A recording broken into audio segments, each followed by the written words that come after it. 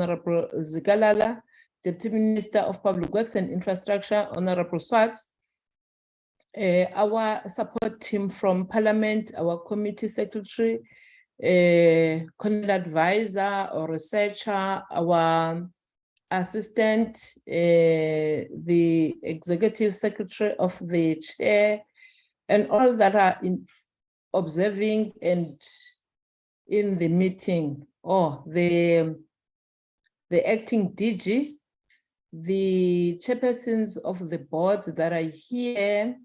This morning we'll be dealing with CBE and Agrement SA. I've seen the chair of the board of Agrement SA.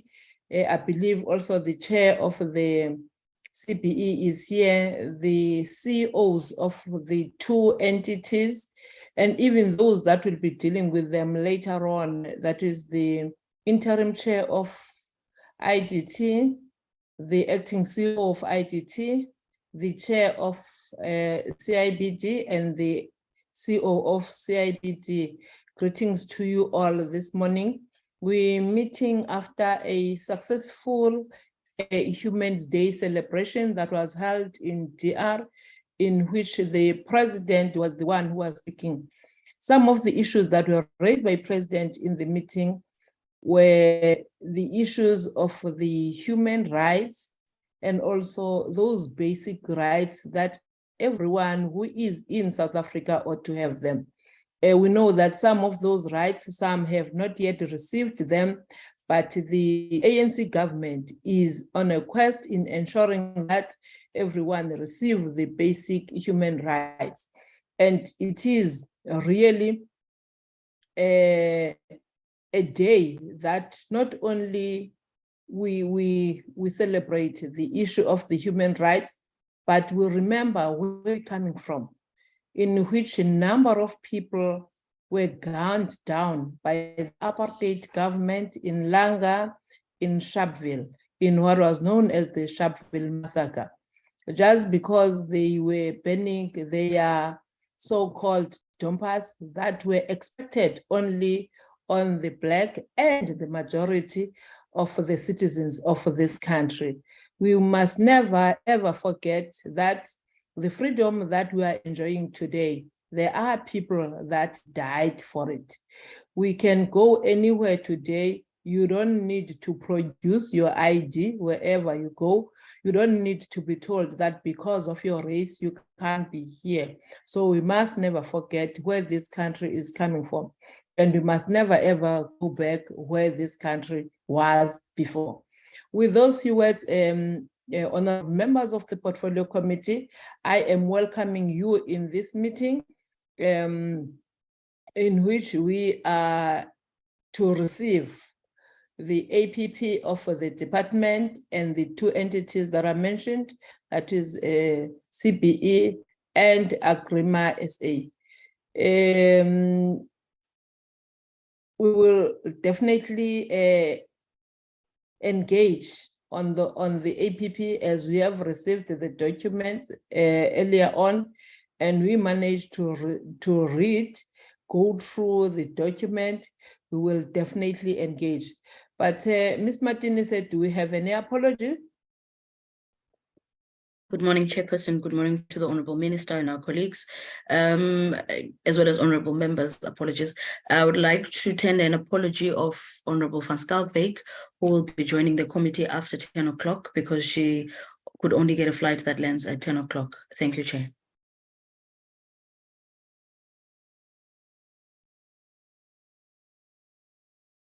Thank you, Vik. So all the other members are in the committee. We'll then invite the minister to introduce the report that they are going to present to us. No, thanks, Honorable Chair.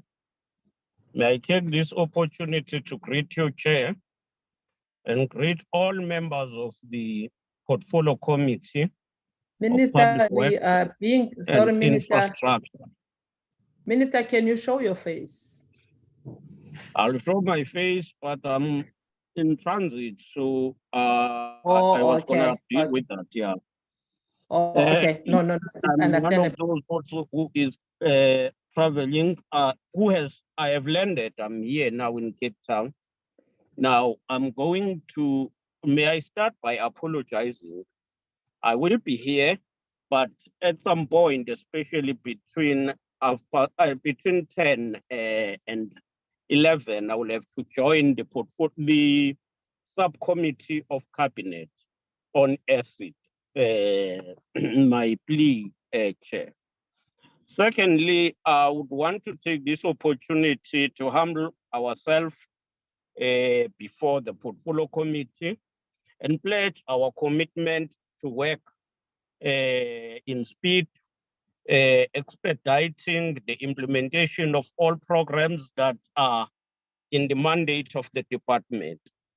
And we shall remain transparent and accountable to the portfolio committee as a critical arm of the parliament.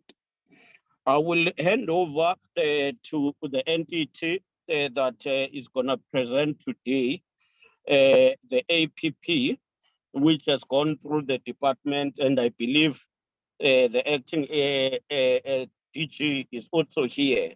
My greetings to the Deputy Minister as well, and I believe she will be here throughout. Thank you, Honorable Chair.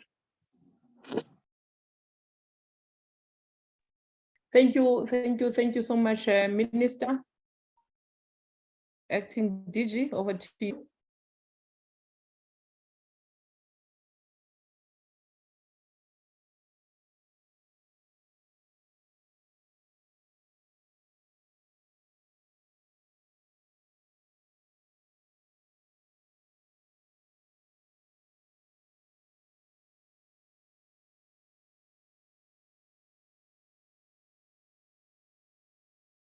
Chair, the acting DG is only joining now, so I think he might just be delayed a bit. Thank you.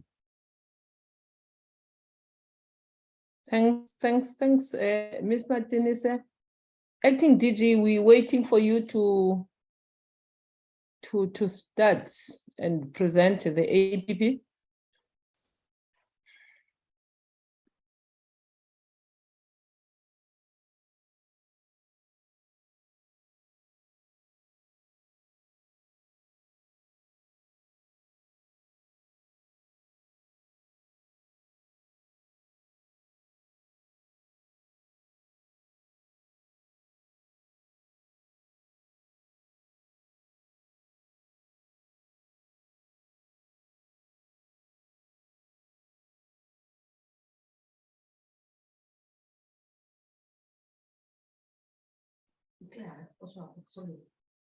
Acting DG, we are waiting for you, and can you, Ms. Martinez, give acting DG hosting rights?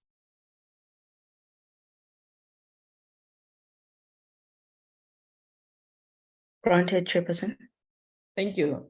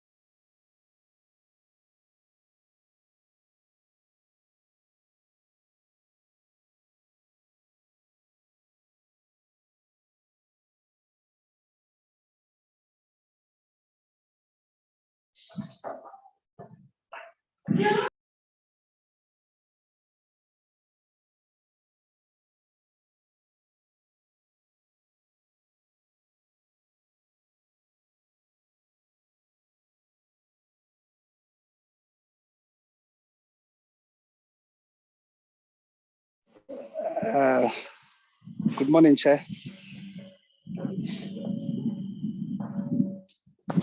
Morning, acting DG. We are waiting for you already. The minister has introduced the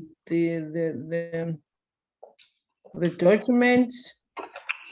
Yes, Chairperson, So thank you very much. you. My apologies, Chair. May I request that we give a background and the process we had followed in this regard. And thereafter, I would then request the acting DDG for GRC, Ms. Karavaswati, to do the presentation on the APP.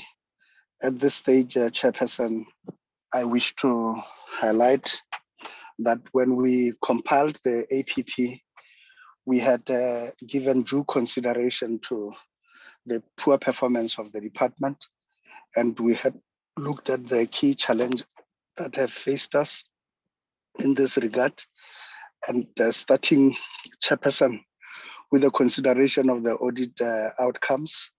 And as it may be known, the AG had emphasized on key areas of work that we need to look at.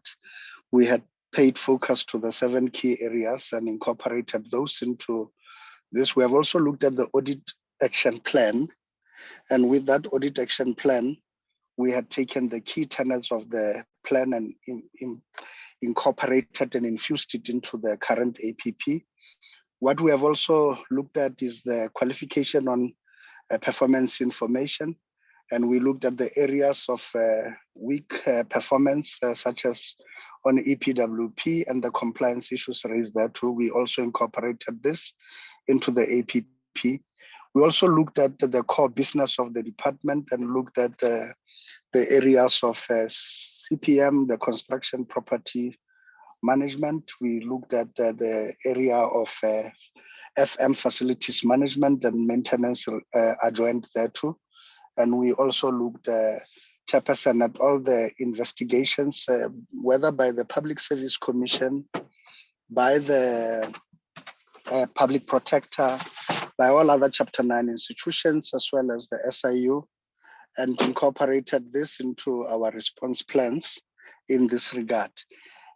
We then, Chair, then said, what is it that when we do will give us a greater impact as well as acceleration of our progress and our projects. And we then had to reassess our targets.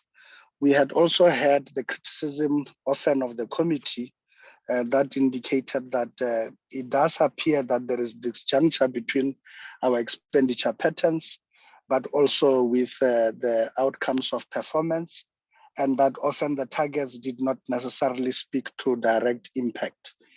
We had tried to refine this according to the guidelines as said by the Department of Monitoring and Evaluation in the Presidency, DPME, and we have also tried to ensure that they are compliant. We gave to the AG to assess the APP itself and to look at whether or not it is compliant with the prescripts as set. And we were given a nod in this regard. So to that extent, we are confident that the document we are providing before the committee is a document that would be able to help us give a broad framework as well as specifics on how we would be able to turn the fortunes of the department around and take it forward. And we had also given the opportunity to the current minister and deputy minister to have a second take at it. We are cognizant that they have had quite limited time to look at the key tenets of the department as well as what the APP contain. And we are still to benefit immensely from their wisdom in terms of how and the strategic direction on how we are supposed to proceed, as well as the appropriation of the resources and the capacity of the department in being responsive to the issues that have been raised by previously, including in the BRRR report that was tabled before Parliament. So to that extent, the APP should be looked at through that lens, that we are seeking to respond to all of this, but even more importantly, we are seeking to address our own deficiencies and to accelerate on the few areas we have done exceptionally well. So I would, with your indulgence, Chairperson, and with your permission, request that I ask Ms. Sebati to come on board and to present on the key targets of the APP. Thank you very much. Thank you, Acting DG. Ms. Martinez, can you allow the next presenter to have the hosting rights? If Acting DG can tell us who is to present, so that we all give them hosting rights.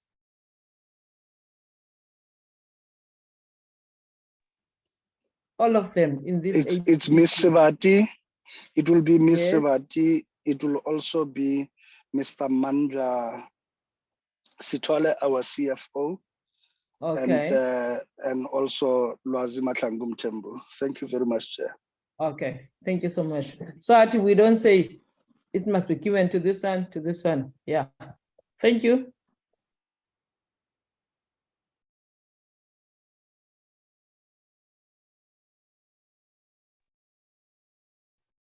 Good morning, honorable members of the Portfolio Committee, honorable Minister and Deputy Minister, Acting DG and colleagues from the department. Thank you, Acting DG, for the background. Zooming into the APP, we will be presenting on the 23-24 annual performance plan.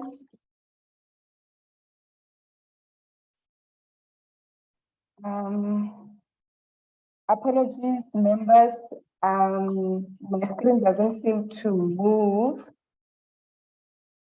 Okay. So the purpose of our presentation again is to take the members through the 23-24 annual performance plan, as well as the medium-term expenditure estimates of the department. In terms of these are the list of acronyms that are reflected throughout the presentation. In terms of the structure of the presentation, we look into the strategic overview, which entails the departmental mandate based on the legislative and policy mandates that the department administer, as well as a high-level summary of the situational analysis, zooming into the internal and external environment analysis that was conducted during the planning process. And we also reflect on program performance information, where Mr. Masangu will reflect in terms of the indicators and planned targets that the department will be implementing over the 3-year period that align to the departmental outcomes. We're also going to provide a high-level institutional 12 risks that have been identified, that together with mitigation plans that the department will actively manage to ensure that, again, that we realize our outcomes and achieve the objectives set over the 3-year period. And Mr. Mandla Sitole will then present on the budget structure and estimates for the MTF. The contextual background and taken from the presentation by the Acting DG, the APP was developed in line with the priorities of the National Development Plan, as well as the medium-term strategic framework. And these are the 7 priorities of government that the department also support and align to. On the 7 priorities, we directly align or contribute to priority 2, which is the economic transformation and job creation. And this is through our programs in the construction area that is also catalytic to economic growth, the EPWP, through creation of job opportunities, and some of our programs in the maintenance of public buildings. We also contribute to priority 3, education, skills, and health, through provision of social infrastructure such as schools, clinics, and police stations, and also through the program that ISA, in partnership with DBE, is implementing in ensuring appropriate sanitation at schools.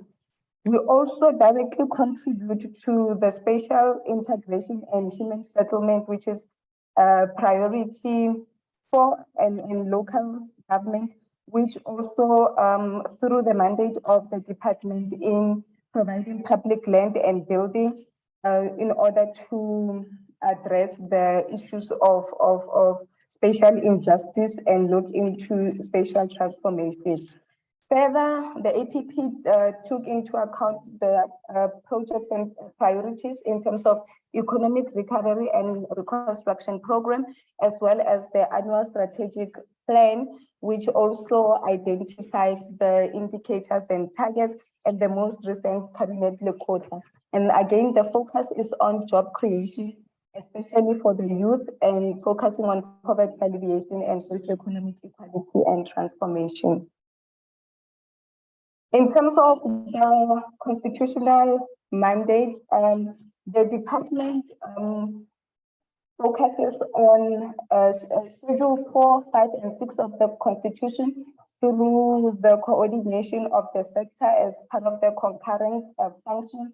And this also will be deliberated when we look into our outcome on integrated planning and coordination and the work that is done through the coordination of the sector and approval of the sector plan and sector reports that are being produced on biannually to provide progress in terms of how the sector is faring.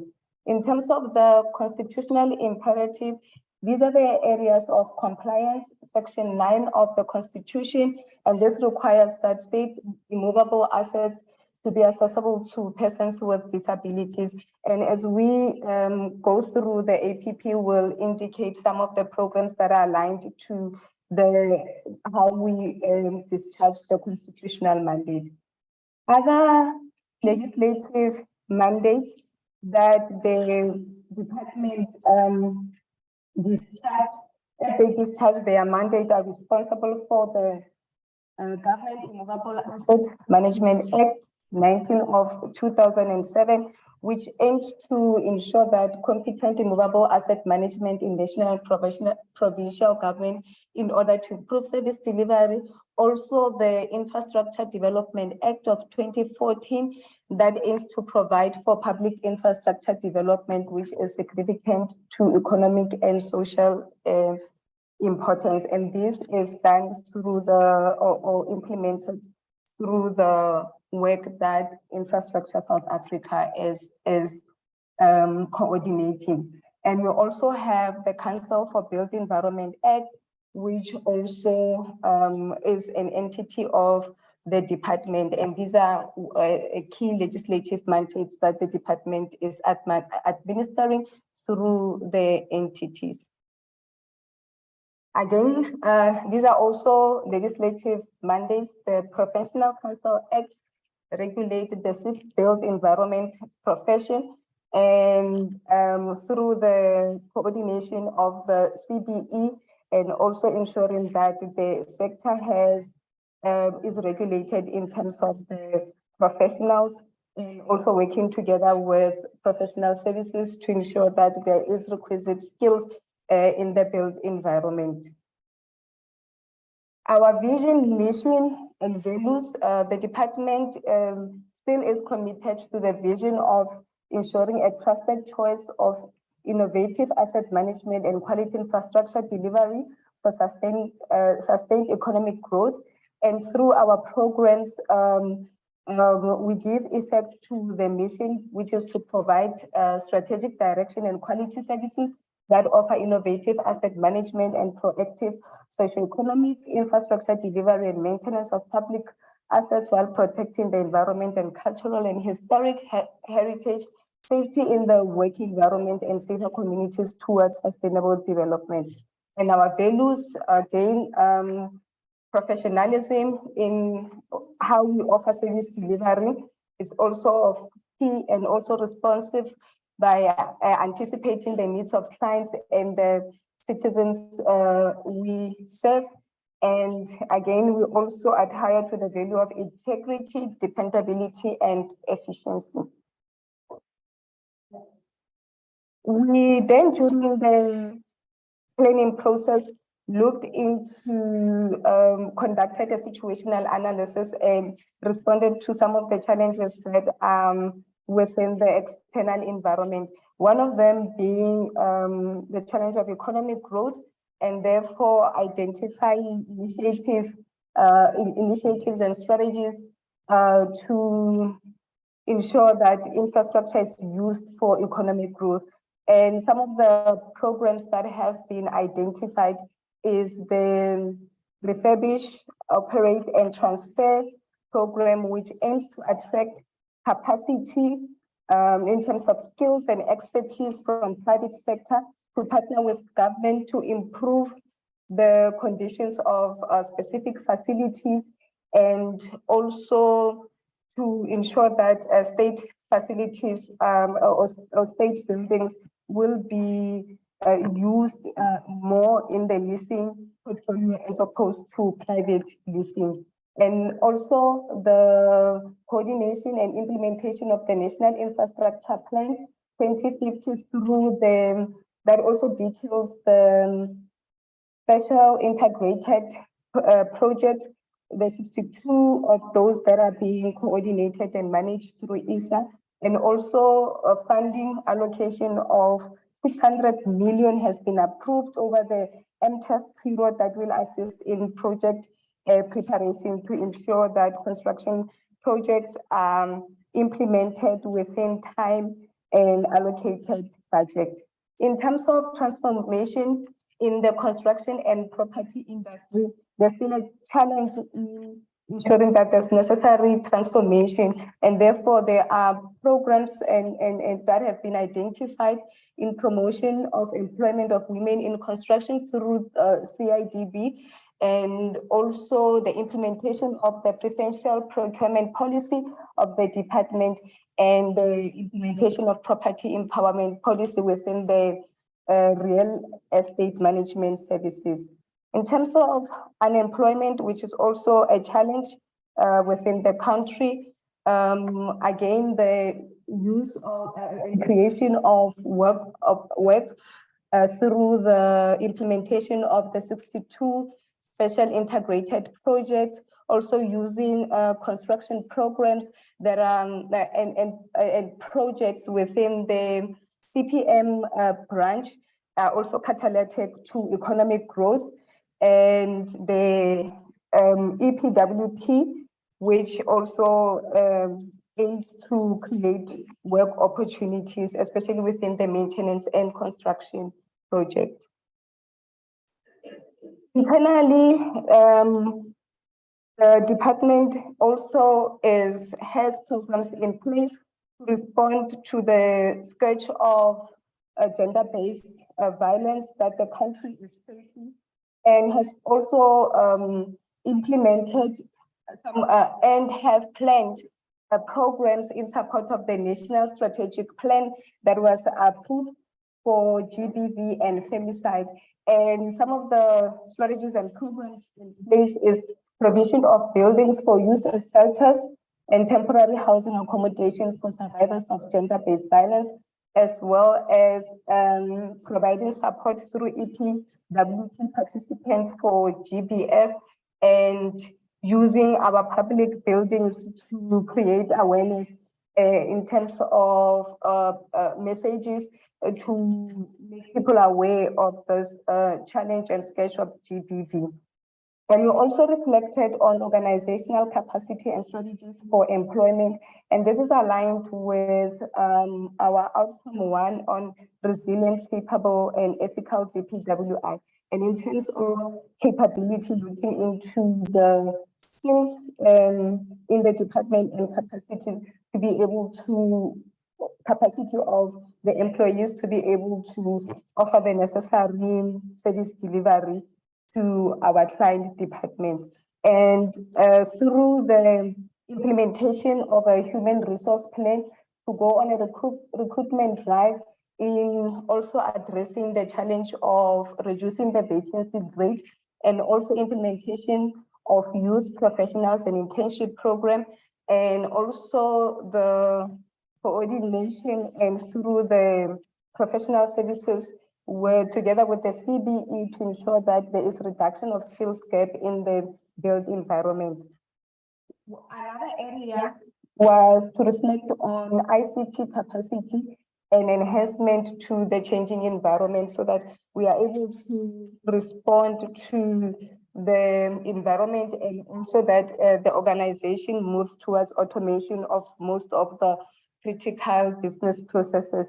And this in ICT space identified a program to accelerate digital transformation through the implementation of the approved ICT strategy, again, working towards a paperless environment, and also investment in digital tools such as MS Teams and Zooms, and automation of business processes such as e-leave and logistics within SCM, and implementation of Akibas and Sage ERP solutions. So this will be the priorities of some of the priorities, high level of the department in responding to the internal environment so that we increase productivity and efficiency. Thank you, members of the Portfolio Committee. I will now hand over to Mr. Mahlangu to then go through the details of how some of these programs are reflecting in terms of the key performance indicators and targets for the MTF. Thank you.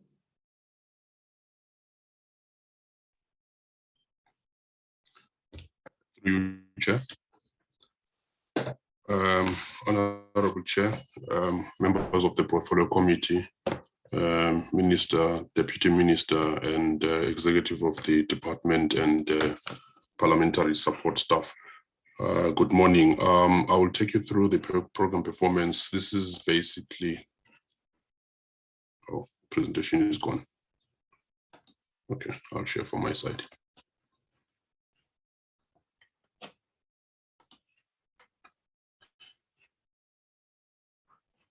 Chair, is it showing?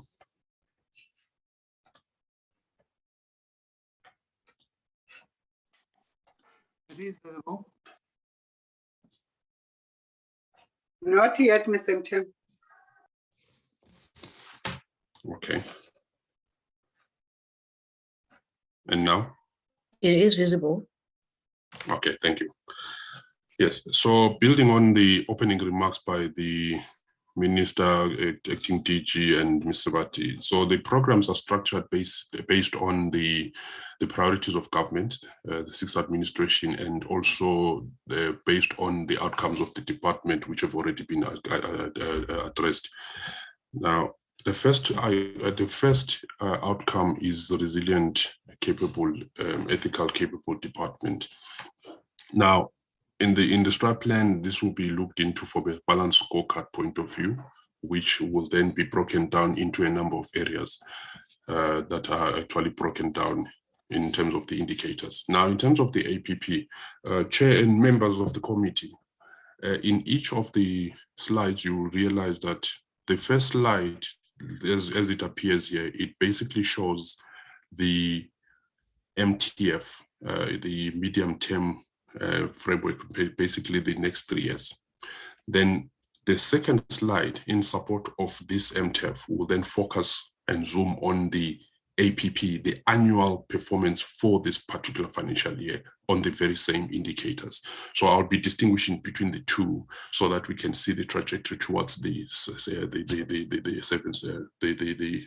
the strategy plan 5 years. So this slide on that I'm showing now focuses on, you'll see that the second last column is the indicators in support of the strategic plan, and then the outer column will then look at the outer years, which is the current financial year, the next financial year, and the year after.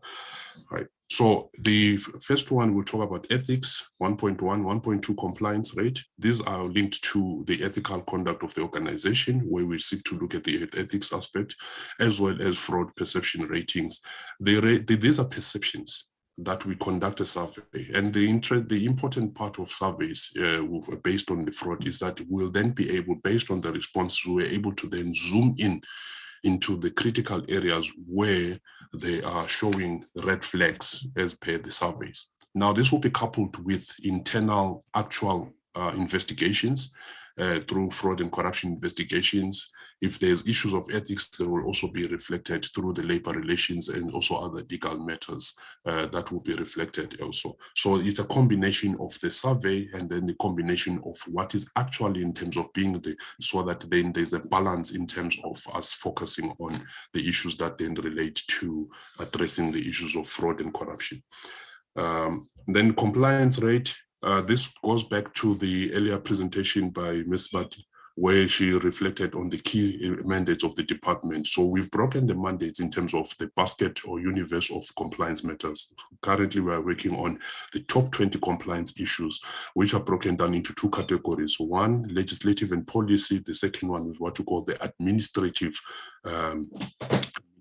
compliance issues in the organization, such as your AG, support of reports that are sent, regulatory reports that are sent to DPME, Auditor General, as well as National Treasury. Those are some of what we call your compliance, or administrative compliance, over and above your legislative mandates. And then the performance information level, this seeks to then extend and look at the extent to which we are performing as an organization. So this is an umbrella indicator that then forms part of this reporting to look at the entire, as the acting DG raised earlier on, that we looked at the past performance of the organization, which then shaped the targets going forward, and also looking at the resources that are available to us to be able to then give effect to the gap that we've identified in the external environment, and looking at our internal processes of how we then drive these indicators. Financial performance, same, which is a resource aspect of it, looking at that.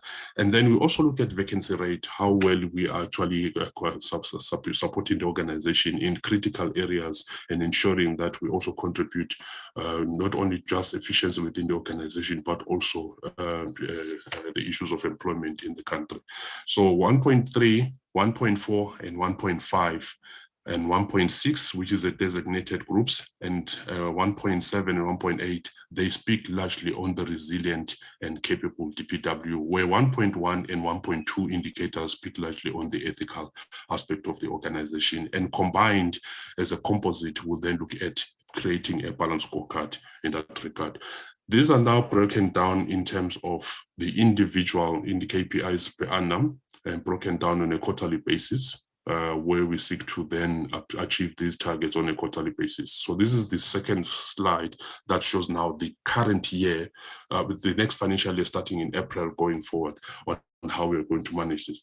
Chair and honorable members, as I highlight this, you will notice that some indicators throughout the presentation, they will not show any targets for the quarter.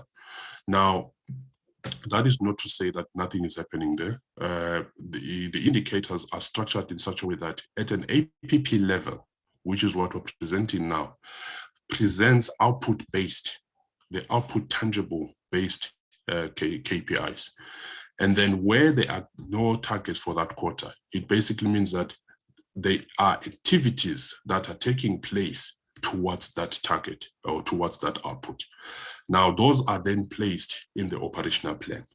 When we come to Parliament or to present the quarterly performance, where there is no quarter target, we'll be able to reflect to the committee what is the level of activity and progress thus far in relation to that specific quarter that does not have a target, so that there's a determination of how far we are from achieving the target. So we will periodically report in that. And an example is 1.1 ethics. Quarter 1, quarter 2, quarter 3, you see that there are no targets, but then the quarter 4 targets, because in quarter 1, quarter 2, quarter 3, there's preparation, the survey, the running of the survey, the analysis of that survey to then determine the actual components of the survey and the response rate, as well as the various components that will then be reflected in the fourth quarters. But in those quarters, we'll be dealing with that. The compliance, we are sitting at 100% as a target, and performance information, we are looking at 81 to 100%. Within that range, it should be able, as an acceptable level of, with reasonable or sound reasons of deviation. Financial level also is to look at the disbursements of those funds. 100% disbursed at the end of the financial year, which is broken down cumulatively in terms of 27, 53, 87, until there's 100% that has been allocated over the financial year. And then vacancy rate, we're maintaining it at 10%. to look at ensuring that there's capacity within all the various units within the organization. And from that vacancy, we are also able to break down in terms of designated groups. And the focus is largely on women in SMS level to be managed at a 45 with an intention to go beyond 50% and progressively go beyond those, as well as people with disabilities. And the focus is that, and not only in terms of just administrative aspect within the organization of people with disabilities, even penetrating the core business of the department. We're focusing on deliberate initiatives to also attract persons with disabilities in the core business of the organization. And then the last two, 1.7, 1.8 talks about the business process automation and solution, and moving from a paper-based to automation. The target is 50%. What this basically means, Chair and members, is that over the 5-year period, we have identified 10 business solutions or modules that needed to be automated and digitized. And then our reporting is based on how many of those modules will then have been automated and digitized by them. Now, 50% basically means that 5 of those 10 should, by the end of this financial year, been automated and digitized. And that's basically how it's reported. But each project, each module will have a project plan that will have to be implemented 100%. So when we come to report on Q1, Q2, Q3, we'll say, based on the identified modules for this financial year, where are we in relation to the project plan in implementing and rolling out a specific module? So that is the context in which these are then broken down in terms of business solution and digitization. And then the financial level 6.1. 6.1 relates to also to the same as 1.6. The difference is, as 1.4. The difference is that 1.4 speaks to the main vote allocation national treasury, and 6.1 speaks to the PMTE. And then I think when CFO presents, we will see the distinction between the main vote and the PMTE. But then the allocation also will differ in terms of your projection going forward based on the needs of the organization or the PMTE needs. Program 2, Chair and honorable members, speaks of integrated planning and coordination. This is a huge task where, again, also links to the mandates as well as key legislative mandates. First of all is to look at the National Infrastructure Plan 2050 in line with the NDP 2050, revised NDP 2050. Now, the interest is that in the mandate on the context of public works is to look at an infrastructure plan, a sector plan, working together National Department of Public Works with provincial departments of public works and local government in the space of infrastructure. This is where we're looking at coherent government plans in delivering the infrastructure. And this is driven through the Intergovernmental Act as well, focusing on ensuring that all relevant stakeholders participate in that. And then periodically, those plans will then be monitored and reports will be presented to the various structures, such as the technical MINMEC, as well as Minister and MECs, to focus on the infrastructure areas as well. And then in terms of NIP Infrastructure South Africa, we are focusing on social and distributed infrastructure. This is where now they need to be submitted to cabinet for approval, and then the implementation and the rollout of those infrastructure or social and distributed infrastructures. Now, we also focus on those infrastructure, again, across government as a whole, to ensure that there's a coherent infrastructure plan for government feeding into National Infrastructure Plan 2050. That also speaks to gazetted strategic integrated projects over and above other infrastructure projects that are also administered by other government departments as well as local government. So, and then we have a broader plan of government in terms of infrastructure. But the focus within the Department of Public Works is on gazetted SIPs as well as infrastructure matters related to public works and administered through Infrastructure South Africa. So that is the focus. There are other infrastructures that would be dealt with by the other departments as well, such as your schools SAFE program, and also housing and human settlements, etc. So those are also incorporated into the holistic government-wide infrastructure plan. But within the government of public works, within public works, we are focusing on within the mandate of public works. The other ones, Chair, that also focus on the integrated planning, we're also looking at public works, EPWP program. This is a coordination function which through EPWP will then churn out reports in terms of the work opportunities that have been reported on the reporting system, EPWP reporting system. So they're coordinating across the various sectors and across all provinces based on their allocations, and they will be consolidated, those reports, and then to see the extent to which we're moving towards that 5 million target work opportunities to be created. Then we also are advised to submit our custodian asset management plans to National Treasury, which is a requirement in terms of Kiama Section 13 of Kiama in terms of submitting these infrastructure needs, consolidated infrastructure needs of all the government departments in terms of provision of their accommodation solutions. And then also in terms of ensuring that we bring services to government departments, working together with other stakeholders and provincial departments. We're focusing on government precinct development plans, which are aligned to your national strategic special development framework, and also in support of the smart city principles. This is a combination where you find that you're looking at an example of government precinct where you're trying to bring home affairs, SAPs, and the courts within one facility or one structure or within one environment for ease of access to those facilities by the citizens. And this is basically where public works also plays a role in ensuring that we meet, we also provide those plans.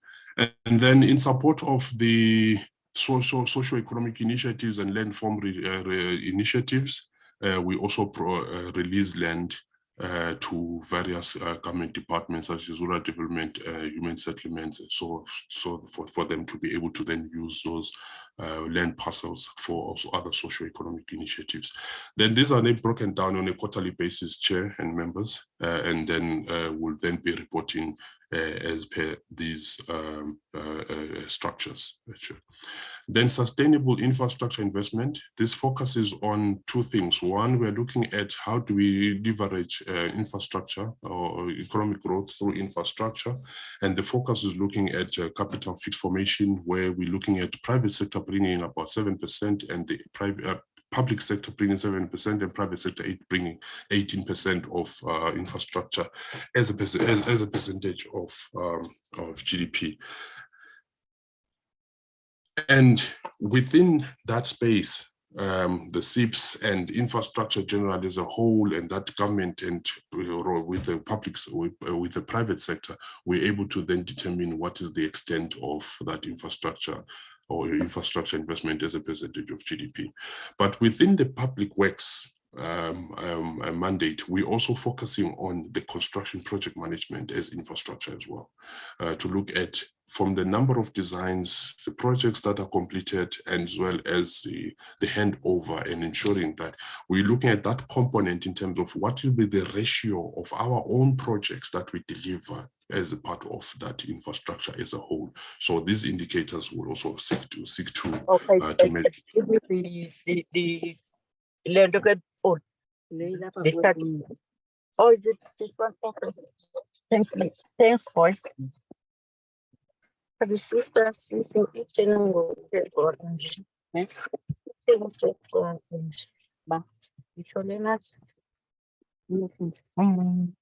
Chair, I don't know which intervention, please.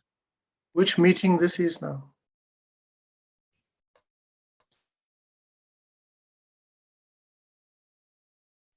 Okay, I'll continue, Chair. Right, so slide number 19 is a breakdown of these indicators from construction project management in terms of that outcome or sustainable infrastructure investment.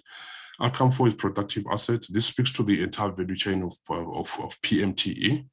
from the investment solutions that are provided on accommodation solutions and to different procurement solutions and provision of accommodation to facilities management. So this basically, you see that the indicators will straddle. We will find that there are a number of business units that then contribute to this. So we focus on the number of private leases, which is the leasing portfolio, and then from that component, from that portfolio, we're also looking at ways of how to save from these leases by renegotiating leases in terms of the market rates as well as appropriate market rates, and be able to enter into long-term agreements where we'll be able to save and avoid the month-to-month leases which cost more. So this is the initiative where we'll be able to save by renegotiating those leases and entering into them when in advance. Then also to increase revenue that we can generate from the use of some of the state-owned properties. We're also looking at how we can repurpose and also share and use of some of those facilities for increase of revenue. One of the issues is when we're also looking at GPVF is to also provide some of these buildings for GPVF to house victims of GPVF, but also can be used as advertising, generating revenue from advertising, uses those buildings for billboards to advertise and create awareness on GPVF as other means of generating revenue as well. And then you also have vacant and unutilized state properties that we can let out, which can also be refurbished and then can be let out, be used by the private sector as well as other stakeholders that have shown an interest in all of those as a way of managing the portfolio, the leasing portfolio. And then also from the leasing aspect, we are able to say that because we also have the leasing with the private sector, the landlords, we also ensure that when we enter into agreements with the landlords, they also provide a maintenance plan to enable the occupant or the client that is housed in that facility to be able to discharge its mandate because of the availability and adequate maintenance that is provided to those facilities. So we now have that as a prerequisite as well to ensure that maintenance is properly planned for those private leases. And then also from the asset register point of view, as part of productive asset and also as a backbone to the decision made with regards to infrastructure and also asset accommodation needs, we also work together. We work with the provincial departments in ensuring that we have an asset register that has been assessed for compliance and all the assets have been vested in the appropriate names. And that is a process and a program of capacity building, as well as ensuring that we are the interest and the desire to move to a single repository of asset register is actually realized over a period of time. And then we also verify those assets physically to validate existence and assess the conditions of those assets as well, to ensure that then the decisions that are made about provision of accommodation from the leasing portfolio are informed by the availability and also the rich information that is contained in the asset register for us to be able to provide solutions as quickly, as efficiently as possible. Then from a facilities management point of view, we'll then say from those facilities that we have clients occupying within the state portfolio, we are able to provide proper facilities that are properly maintained and enable the client departments to discharge their mandate. And this will come as by continuously assessing the condition of those assets, as well as ensuring that even the components within those assets, such as your lifts, your boilers, your heating, ventilation, and air cons, and your gensets, generator sets, as well as water systems, are all functional in those areas to enable them to continue to discharge their function. So from a facilities management point of view, this is the component that will then deal with ensuring that the facilities are well maintained and properly meet the client needs. This is a breakdown in the slide, a breakdown of all the quarterly indicators of all of those indicators I've mentioned, and then we'll be reporting on them as required by Parliament when we come to Parliament. So the next outcome, which is outcome 5, transform built environment. This is standing on 3 legs. We focus largely on the legislative part of the organization. How do we leverage on the legislative part and in creating a fertile environment or an environment that's conducive for us to be able to transform the built environment? And this is where we are working together with the councils, with the entities and the councils. And you'll see that one way through the legislative arm is to review the acts of the councils, for instance, your CIDB acts and as well as CBE. So that is the function that we do, to look at how well are they mandated to be able to then be able to contribute to transform built environment. The second leg looks at the skills pipeline. We're also working together with the entities and the councils and the universities and the schools is to then find a way of how do we create adequate capacity within the built environment, from the schools all the way to the candidacy program, which we call from the root to the fruit. How do you then assist and advise and give guidance through bursaries within professional services? They go through the candidacy program administered by the entities and the universities, and then feed back into the department or government or system as part of the capacity that will be required in the built environment. And that is where the environment skills will be looking at, by looking at the beneficiaries that are participating within the pipeline system. And then the third leg of the transformed built environment is to look at what we call positive discrimination. And this will be coming from the projects and the procurement arm to ensure that we are looking at how much in terms of rand value from the procurement and the projects and the programs of the department where their designated groups have participated, whether it's women, youth, and people with disabilities. And we're also looking at the quantum in terms of the those entities, whether it's corporate, close corporations or small companies or emerging contractors that are also supported, to then focus on what is the participation rate of those designated groups through our procurement spend, to ensure that they also form part of the build. And this will also work together with CIDB in terms of the grading and ensuring that we see the graduation of these emerging contractors from one grade to another as a way of looking at economic participation and transform built environment. Then these are the acts and the policies: expropriation bill, public works bill, and amendments of CIDB, and also regulation of the Infrastructure Act, which is explaining that this is the legislative arm of trying to look at conducive environment to enable to transform the built environment. These indicators are then broken down in terms of quarterly beneficiaries that are participating, support to DPWI in terms of use of our facilities, and then also leases that are awarded, and then also BEE in terms of the leasing portfolio, how we can also look at the BEE and those that are above, how they're participating, and then also the drafting of the public works bill, as well as amendment of the construction construction industry development board. We're looking at Infrastructure Development Act, which also needs to be amended in cabinet to focus on the establishment of ISA, as well as the regulation in terms of the IDA, Infrastructure Development Act, as well as looking at repealing some of the laws that have actually are creating a hindrance in terms of the other various pieces of legislation that come into play when there's a need to deliver on something. You find that there's a piece of legislation that says, no, this ought to have started first. So if those acts can also be either repealed, or we bring to the fore on how we can integrate those, will also assist in ensuring that we improve on service delivery. So this is the transform built environment approach.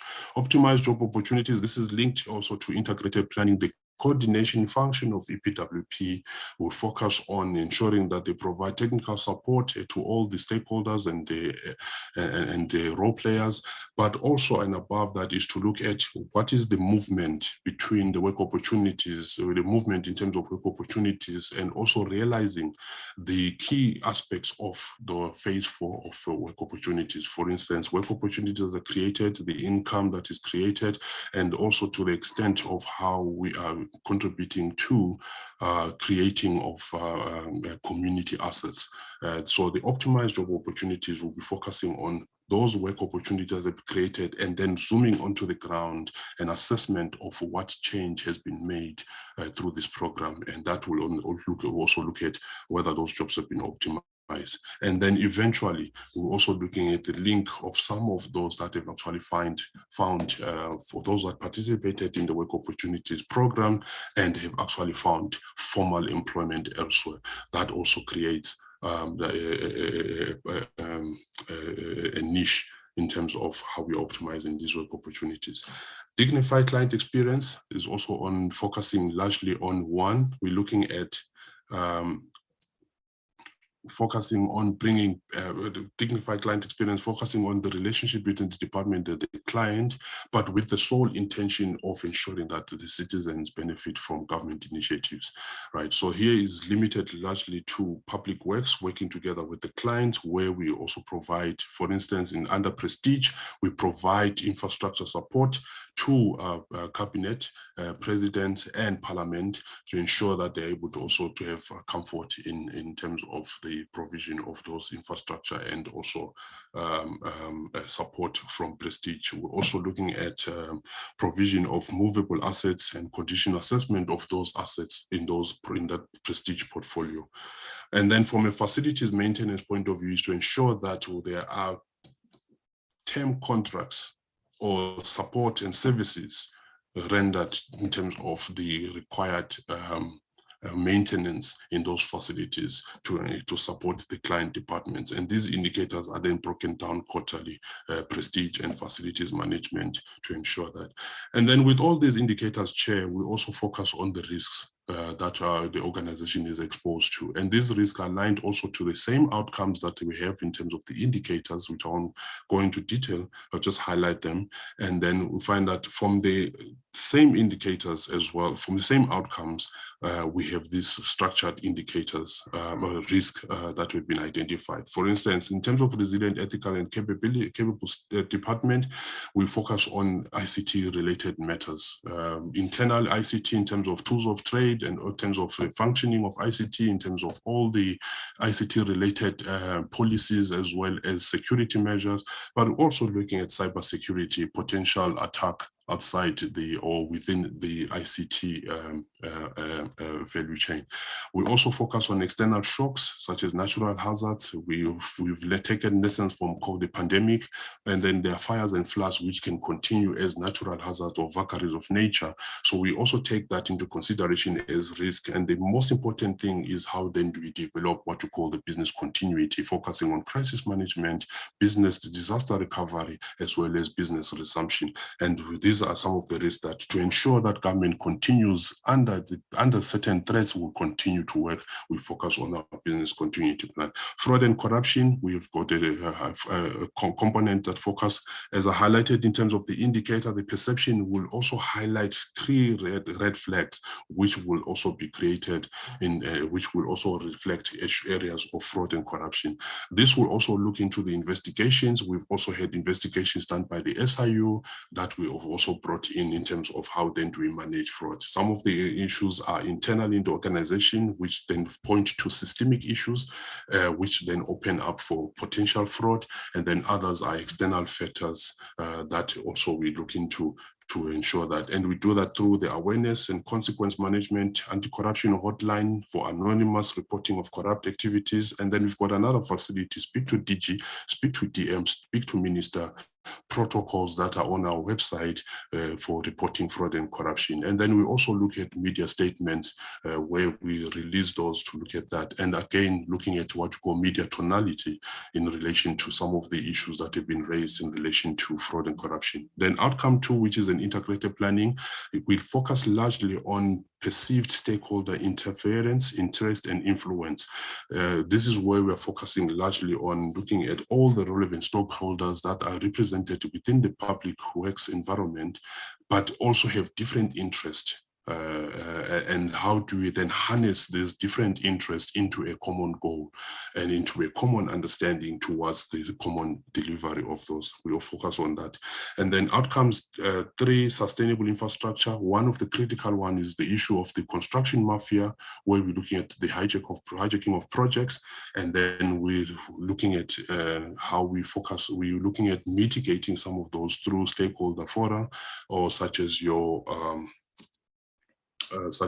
social facilitation, and then also looking at the involvement of law enforcement agencies to also address these issues, and also other role players, National Treasury, and also the other provincial treasuries, especially in the context of the interpretation of the 30% and an understanding of those 30%, as well as good cause of good practice when it comes to the issues around your local procurement or local support for local SMMEs.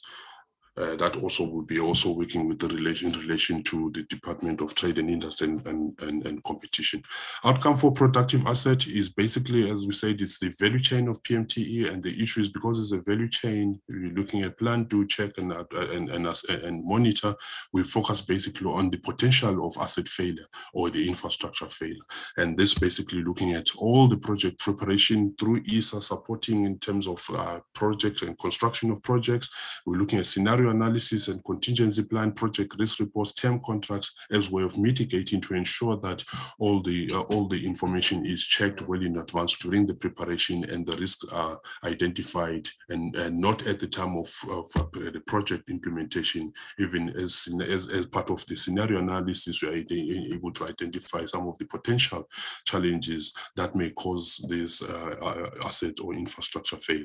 Possible lockouts by land laws, we've identified it as a risk. I think this was also informed by the issues of the electricity debt, as well as also the disputes between the department and some of the landlords. We're saying we've looked at what we found the stakeholder engagements, the landlords having engagements with continuously engagements with the landlords and the dispute. And I think also coming from the huge amount that has been significantly reduced of month-to-month leases resulting in disputes, we've also looked at how we also look at a dispute resolution committee that then deals with this so that we avoid lockouts. Outcome 5, transform built environment. We're looking at possible collusion, because here we're talking about, if I take you back to the 3 legs, the legislative, the skills pipeline, as well as the participation rate, you will recognize that there are quite a number of interested parties within the built environment, and therefore, and as if it's in the procurement space, there would be possible collusion and fronting, and that will then affect the transformed built environment, especially if it doesn't achieve the intended desired outcomes, particularly preferential procurement and broad-based economic empowerment. We also look at perceived stakeholder interests, the same way now various forums such as MINMEC and technical MINMEC and stakeholders and joint task teams can also assist in ensuring that we avoid this collusion by ensuring that there's an common understanding and the goal that needs to be achieved in transforming the built environment. Optimize job opportunities, what you call the demand risk, where there is a gap between the desired or the end state and the actual, where we are far off from the actual. And this is where now through EPWP, in the space of EPWP, there will be technical support provided to those implementing bodies to ensure that they have the adequate capacity to actually drive and attract the participants in those spaces to ensure that we move towards achieving those. And then awareness and campaigning and communication and the continuous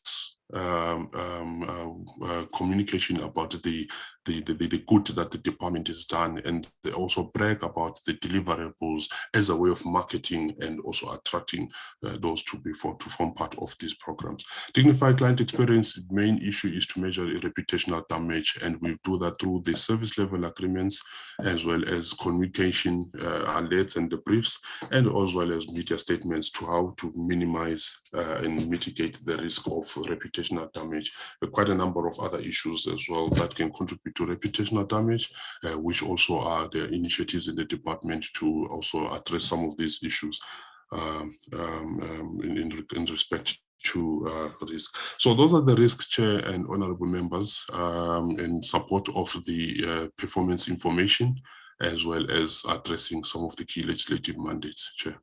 Thank you. The next part is on this budget. Thank you, Chair.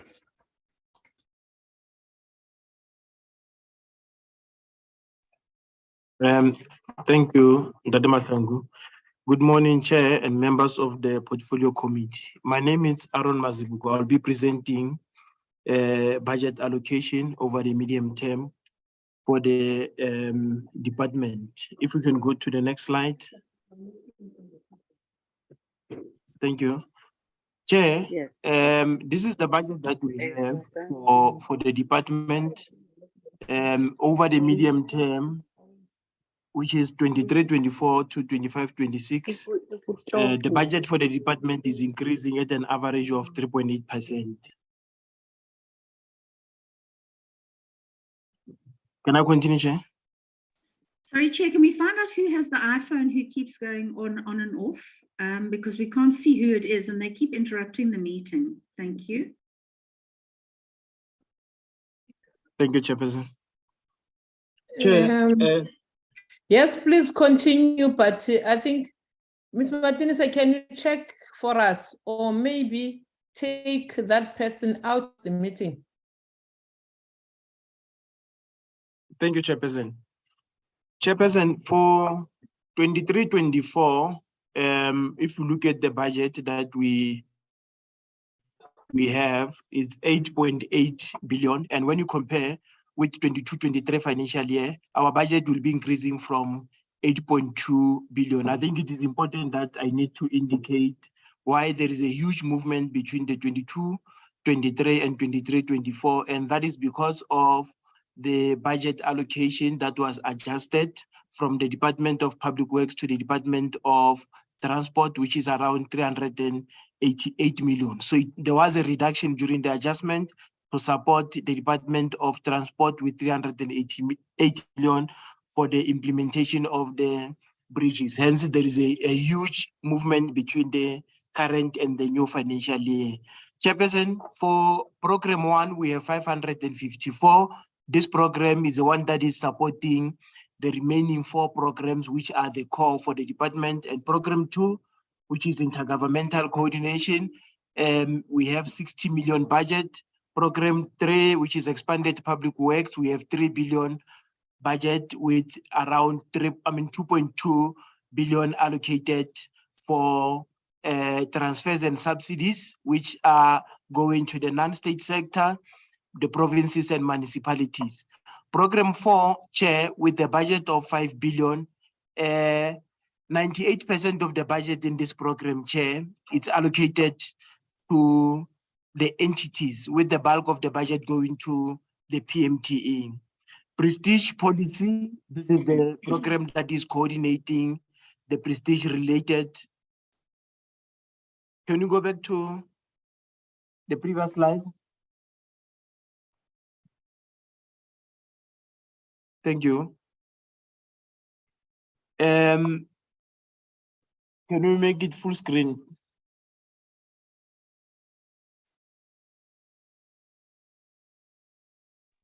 Is it full screen now? Sorry, I was kicked out. Is it full screen now? No, it's not. Thank you. Program 5, Chair, it is a prestige policy that is coordinating the prestige related activities, including the budget that is allocated for the parliamentary villages, which is around 6 million. The budget allocation is 61 million. As I've indicated, the budget is 8.8 billion for the department. In terms of the economic classification, Chair, because the trend is the same, I will indicate the areas that I think they are important for us to mention them. For compensation of employees, we have the budget of 587 for 23-24 financial year. I must indicate, Chair, during the E&A process, we received 16 million average per financial year under compensation of employees. And for 24-25, because we are projecting a shortfall, the budget was increased by 9 million. Goods and services, we have 694 million budget for 23-24 financial year. Chair, if you compare the 23-24 financial year and 22-23 financial year, you will realize that we have approximately around 28% increase, because the budget for 22-23 is 496, which increased to 694. That is because of the 200 million that we have received, Chair, for the project preparation. So the budget for project preparation under ISA, it was increased by 200 million over the medium term. Overall budget that we have received for project preparation, it is 600 million, with 200 being allocated over the medium term. Transfers and subsidies, we have 7.5 billion. Chair, over the medium term, the budget for transfers and subsidies is around 23.5 billion. And overall, the transfers and subsidies, they are equivalent to 85%. So of the 8.8 billion allocation, 85% is allocated under the transfers. Under the provinces and municipalities, we have 1.6 billion. The full amount is for EPWP, for the integrated grant for provinces, integrated grant for municipalities, and also for the social sector. Departmental agencies, 4.6 billion. This is the budget that is allocated to departmental entities, with approximately 4.4 billion allocated to the PMTE. The balance will be allocated to the CBE, CIDB, and IDC for the programs that they're implementing on behalf of ISA.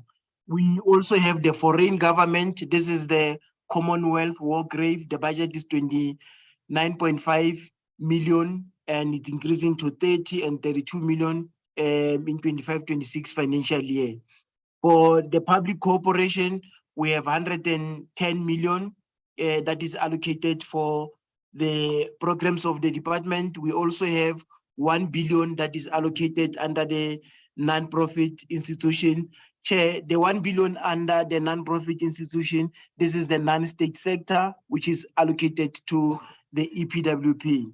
The household, we have 8.3 million budget, which is allocated for the leave gratuities. We also have around 6 million that is allocated for the non-employees bursaries. Under machinery and equipment, Chair, you will see that there is a reduction when you compare the 22 and 23, I mean 22-23 and 23-24 financial year, where in the current financial year we have the budget of 20 million that has been reduced to 8.7 million, and the budget was reduced through the process of reprioritization. We can move, Mr.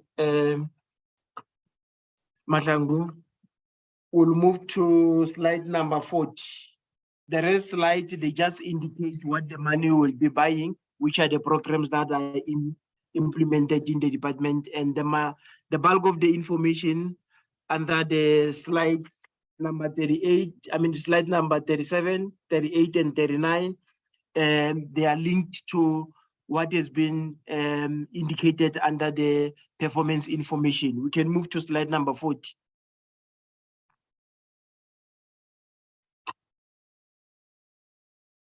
The next slide. Thank you. Chairperson, as I've indicated that the transfers, they are making up 85% of the department. This slide is showing how much is allocated to which institution. The first one is PMTE, which is 4.5 billion. We have the second one, which is CIDB, 80 million. We have CBE allocated 55 million. Commonwealth War Grave Commission, 30 million. We have parliamentary villages, 7 million. We have Construction Education Training Authority, which is linked to compensation of employee. This is the levy. The budget is 571. Agrement South Africa allocated 4 million. IDC, which is supporting ISA, 110 million, EPWP integrated grant for municipalities, 781, integrated grant for provinces, 434, social sector incentive grant for provinces, 426, the non-state sector that I indicated that is allocated to the IDT, it's 1 billion. The balance, as I've indicated under the household, it is the leave gratuities with 6 million allocated for the non-employees bursaries. All in all, we have 7.5 billion allocated under the transfers and subsidies. And thank you very much, Chairperson. Thank you very much, Ms. Buga. I'll be presenting the budget for PMTE. My name is Manchester. If you can proceed. Thank you. The budget for PMTE is 23.8 billion for 23-24 financial year. Can you make the screen full, please? Thank you. It's 23.8 billion for 24-25 financial year is 25.3 billion. And the last year of the cycle is 19.7 billion. The reason for the huge reduction, it's mainly on municipal services, which will be fully devolved to clients' departments. The key line items which are source of revenue for PMTE, it's accommodation charges, which is client-funded program for infrastructure of 1.7 billion for 23-24 financial year. You can see that it's decreased from 2 billion in 22-23 financial year where we had 2 billion. But the current or the next financial year is 1.7 billion. This is the budget that is controlled by clients' departments. So the PMT does not directly receive this money from National Treasury. So clients are in control of the budget. They can reduce it at any given time, given also the performance on projects. And the outer years also, it's 1.8 billion for the second year of the cycle, and the last year of the cycle, it's 1.9 billion. Then accommodation charges for leases, it's 6.1 billion, and these are also a budget that is controlled by clients' departments. It's recovery cost. We spend and we recover from clients. So it's also controlled by the departments, and they can change it at any given time. And also they don't pay everything that is billed to them. So it's not the money that is directly. Can I have a survey to towel? Sorry, Chair. Somebody's asking. Oh, okay. Chair, can I proceed? Okay. For accommodation charges, proceed, Mr. Tole, but I want to check who is this one who is constantly talking while we are dealing with our meeting here. I asked Ms. Martinez to check. And please take her out of the meeting. Thank you. Thank you, Chair. So also for leases, Chair, is the budget that we don't directly get from National Treasury. So it's not our appropriated budget. It's appropriate to individual clients' departments. Then for the second year of the cycle, it's 6.4 billion. And the last year of the cycle, it's 6.7 billion. The Minister and the DM have really indicated that we need to reduce this budget through savings on leases. And the department is working hard to make sure that we reduce spending on private leases. Then for accommodation charges, which is the rental that we get from clients as a result of the state-owned building that our clients are using, it's 5.5 billion for 23-24 financial year, and the second year of the cycle is 5.7 billion. And the last year of the cycle, it's 6 billion. Chair, I must indicate on this one, if you compare with the private leases, which is 6.1 billion, and compared to what we get for state-owned properties is 5.5 billion. And the leases is about 2,000 leases, whereas our portfolio that clients are using, it's sitting at 59,000 properties with 18 million square meters. But you can then see that clients are not paying even just a recovery cost just to maintain our properties, because basically that money that we get from clients of 5.5 billion can only cover mainly your rate and taxes and your day-to-day maintenance. And we all know the conditions of our properties. There are even instances where clients are paying R4.80 per square meter, which really it's not even half what we ought to receive. So I thought, let me mention that because clients are complaining about the conditions of properties, but the budget that we get from them, it's far, far below what we ought to get to maintain this big portfolio of properties. Then on municipal services, the amount that also is controlled by clients' departments. We pay municipalities for utilities on behalf of clients, which is 5.5 billion for 23-24 financial year. For 24-25 financial year, it's 6.2 billion. As I indicated, for the last year of the cycle, we don't have any amount because that function will be fully devolved to all clients' departments. The PMTE, the only money that really is in control of it's 4.4 billion, which is coming from the department. So that's the amount that is directly coming from Treasury, which is appropriated to PMTE through the department. So we have that amount as 4.5 billion, and the second year of the cycle is 4.6 billion, and the last year of the cycle is 4.8 billion. So I'm not going to go into details with the small amounts. If you can move, Lwazi. Next slide, Lwazi. Thank you. So this is also per program, but sorry, could go back, Lwazi. You were too quick. Lwazi, thank you.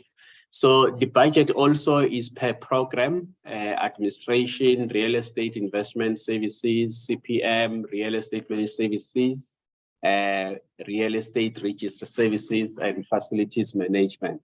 So this is the breakdown of our budget. Is the same 23.8 billion that I've already explained. I'm not going into details with that.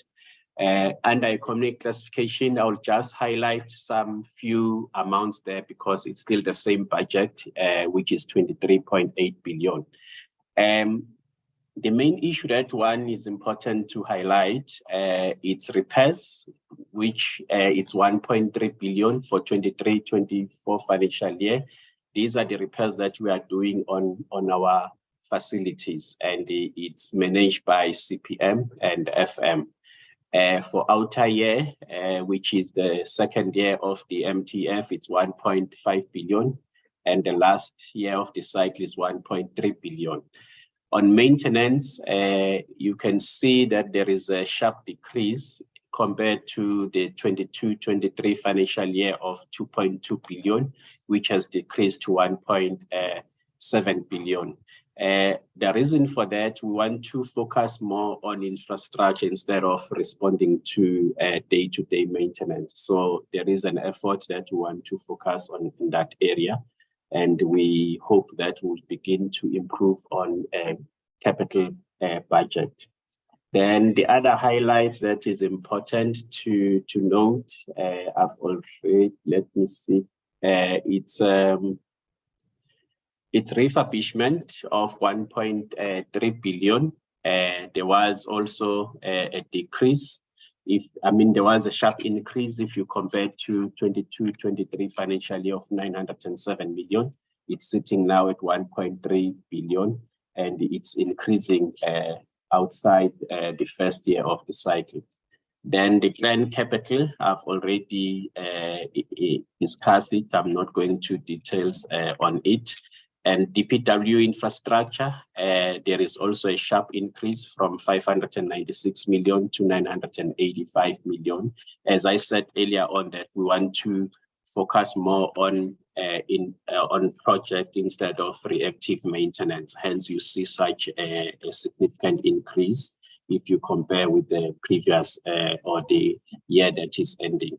And that amount is also increasing for the second year of the cycle, which is 1 billion. And the last year of the cycle, it's 1.1 billion. If you can move, Gazi, to the next slide. Dr. Mashan, can you move to the next slide? Thank you. Chair, we thought let's bring this table just to assist the committee, because there is always a concern with the committee when we present our performance, quarterly performance, to say our performance is far below than what we are spending. I thought let's bring this slide just to explain some principles. If you look at the cleaning and gardening, we have a fixed contract. Normally they run over 3 years. So you cannot therefore link that with the indicators, because you have contractual obligation where the cleaning companies must clean our courts and so on. Similarly, with repairs, you will sign a multi-year project, which will run, it can run for 3 years. So then whatever you do, you still need to meet those commitments that you have made with the contractors. Okay, I see a message. Mr. Toro, what is your designation? I am the CFO of the department. So Chair, maintenance also, it's similar to that. It's not linked to the APP directly, because when there is a problem with the facility, either a lift or a geyser, we need to respond to that, and it's 1.6 billion. Similarly, with compensation of employees, municipal services that we pay to municipalities, operating leases are signed for a duration of, it can be 9 years, 11 months. So it means that budget is fixed to that period. So RAMs may have certain targets around it at a time when they procure a lease. Once that lease is signed, that amount is fixed to that. Property rates, also, it cannot be linked to our targets, because we must pay rate and taxes to all the municipalities for the state properties that are under our custodian. Similarly with refurbishment. So in total, Chair, there is 22.8 billion that we cannot directly link to our APP, because these are the activities that need to be done, whether we have APP or not. I thought maybe it's important to raise this to the committee. And the last point that I wanted to make, Chair, the significant amount of the budget for PMTE is funded by user department. Hence, we always indicate to say, when clients do not pay what they owe to the department, it makes it difficult for PMTE to deliver services that it's supposed to deliver, even to plan for the project, because the clients are controlling the budget. Thank you very much, Chair.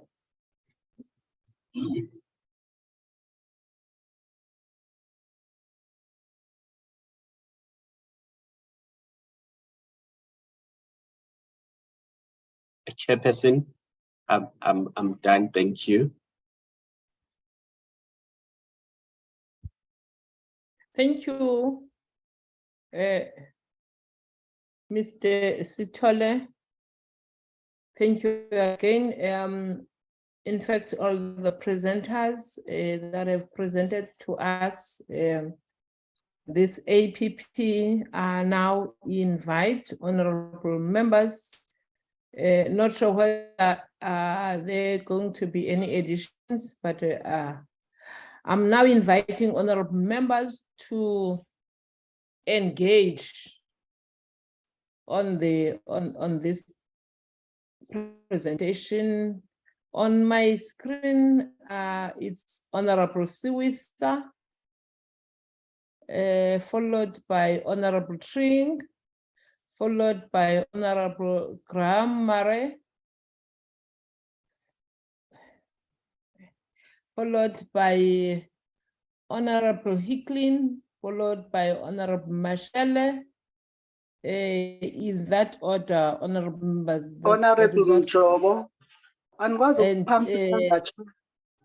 Okay, and Honorable Mjobo, you will be the last one after Honorable Mashele. Honorable Siwisa, Honorable Shrink, Honorable Graham Murray, Honorable Hicklin, Honorable Mashele, and Honorable Mjobo. In that order, Honorable members. Over to you, Honorable Siwisa. Thank you, Chair. Thank you for the opportunity that you are affording me again. Chairperson, I'm a bit concerned. I'm listening to the presentation. I went through the presentation even last night to try to have an understanding. And there are a few things that I've picked up. When we go to the performance, the SPs, and then you go to SP outcome 1, they speak about ethics and fraud perception rating, and yet they are saying their target for the financial year in question is between 20% and 40%. And we are told that where there are no targets put forward, it means there's preparation towards that. So I think it would only be wise and be very informative if we are told how far is the preparation for them to reach this percentage that they are talking about. You even go to 1.1, 1.5, 1.6, 1.7, 1.8. You look at their targets, they are less than 100%. And yet they rate themselves that they are going to reach 100% when it comes to performance. It doesn't make sense to me. You've got all these low percentages that you are talking about, and then you think that 100% is performance when we have not reached the targets that are out there.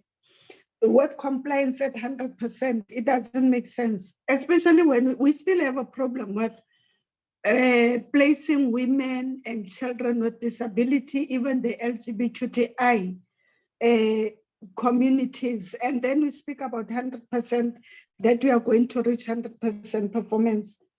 Handing over, they speak about SP3, they speak about handing over of 168 is their target, but they are saying that they are only going to be able to do 51. It again takes me to 100% performance. The design solutions for user department, they say their target is 154, but they are only going to be able to achieve 53 of those. And then we speak a bit again about compliance at 100%. How do you speak about compliance at 100% and yet you have not reached the target that you put yourself up to? The projects that have been completed, can we get the list of those projects? Because we know that there are instances where we are going to get paperwork that a project has been completed. There was once a case in Eastern Cape where we were told that the school was completed, but when we get on the site, there's no school that is available. So can we get the list and the site and where the ERF number, where all of these projects are, so that we should be able to go there ourselves. And then you speak, one of the presenters spoke about the reprioritization and allocation to the Department of Transport. That is why there's such a huge adjustment. Is the Department of Transport only going to be the only department that is going to be reprioritized? Take into consideration that Eastern Cape and KZN, especially Eastern Cape, there are still places with no schools. So is there going to be any reprioritization? And they spoke about bridges for Department of Transport. In Limpopo, one of our councillors had to make a bridge for children to go to school and the communities to be able to move between two villages. So which bridges are they talking about? And we still have a crisis of buildings or clinics and schools that have not been built. Those that have been built, have turned into white elephants. And then again, I'm still waiting for my response in writing, Chair. Spending and revenue. They say they are spending 6.1 in renting buildings, and then they are receiving 5.6, which means they are working at a loss. I'm still asking, what is the essence of renting out your own buildings to private ownership when we have a crisis? Because now it's clear you are spending 6.1 in renting private ownership, and then the ones that you are actually leasing out yourself as the custodian of state property, you are receiving back 5.5. It doesn't make sense. We are working at a loss. So I'm still waiting for a proper explanation. What is the logic in renting out your properties? Chair, they are speaking about they are not getting enough money because the conditions of the buildings are in such a mess that the sister departments are complaining and everything. 2 years back, we were told about a maintenance plan. Today, we are told that the buildings are still in the same condition. And yet the Department of Public Works are the custodian of all these buildings. They told us when we spoke about the conditions of buildings, we were told that there's a maintenance plan that is going to be applied or that is going to be rolled out. Today, we are being told that the conditions of the buildings are still in a bad condition. That is why the money that comes in is very low. What happened to the maintenance plan that they spoke about 2 years ago? Thank you, Chair.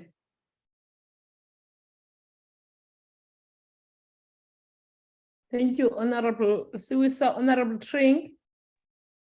Thank you, Chair.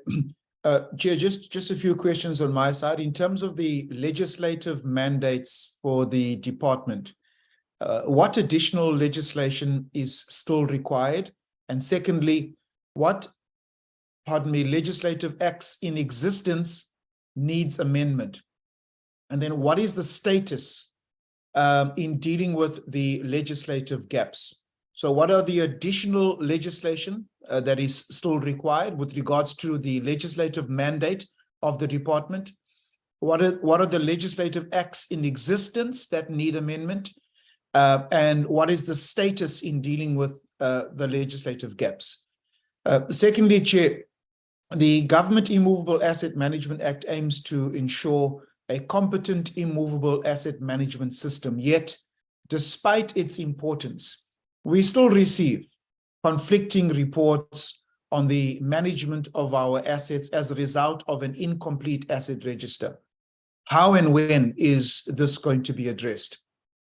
I suspect that Honorable Maddie would also pick this up, as this is her bugbear. In terms of the targets for investment by the public, which is at 7%, and the private sector 18% of GDP for infrastructure development, for how successful has this been, or how practical is it to expect 18% investment from the private sector, 18% of GDP, that is, from the private sector? How practical is this in the light of the state of our economy? Or how successful even is it? Then, Chair, we understand that billions of rands have been pledged for infrastructure development in South Africa. If we could just also, if I could just get an indication of what the total budget is for the current year, and what are some of those key infrastructure projects, and what is the tracking mechanism in terms of progress made, amount spent for those particular projects. And then finally, is there a tracking of the number of projects that have been disrupted by the construction mafia? And I'm glad that you've called them out for what they actually are. But is there a tracking of the number of projects in the country, or even not necessarily within the private sector, because we're getting reports of even the private sector now being challenged and attacked by the construction mafia? But what kind of tracking mechanism is in place? And then do you have an idea as with regards to the additional costs incurred as a result of these disruptions? Thank you, Chair. Thank you, Honorable Tring. Honorable Graham Murray. Thank you very much, Chairperson, and thank you very much to everybody for the presentations. Just one question that has come up on our group, and I'm going to just ask that, is whether the PMTE can explain the discrepancies in the budget in the 2023 ENE on page 236 and slide 42. So why is construction management services allocated 4.57 billion Rand on slide 42, but 473.2 million Rand in the ENE? I just wanted to ask that. And then just from my side, what is still required with respect to Archibus? I see that you put it down on slide 12 as something that has to happen. I'd like to know what costs we're looking at, what the timeframes are, and how many modules need to still come online, and you know, when that should happen, because there is no money allocated for software in terms of the budget that was presented. So is there no money going to be spent on Archibus? And if not, how are you going to get that reinstated? Then there's that, there's 600 million that has been allocated. I can't remember where I saw it. You spoke of the 600 million Rand change, but there was a 600 million Rand allocation for project preparation. My understanding was that that was going to ESA. But then in terms of what you said here is that ESA is only getting 100 million, 110 million through the IDC for support on ESA. So what is the role of the IDC? And why is the IDC controlling money between Public Works and ESA? Where does DBSA fit in? Because they're supposed to be controlling funding related to ESA. So I don't understand why the IDC is now controlling that, and what is that money for? And then the project preparation money that ostensibly is going to ESA, who's controlling that and how's that being paid for? My concern is that how do we track the cost to company or the cost to DPWI of ESA? How do we know what money is being spent by ESA? Because it doesn't seem to be, they don't have their own budget. They seem to have money being channeled through various votes and through other organizations. So where do we see a financial report on ESA itself? And how is that going to be monitored and measured, and how's oversight going to be done on that? Then I'm very concerned about the big jump on goods and services, a 28% increase. Every year there's an underspend on goods and services. So I cannot understand how we're now still increasing the spend on it. Then I wanted to ask, in terms of the allocation to entities, there's no money allocated for IDT. On your budget. Now, the idea obviously is that IDT is self-sustaining, but IDT on its own account, which they're going to still present us in terms of the APP, are projecting a 65 million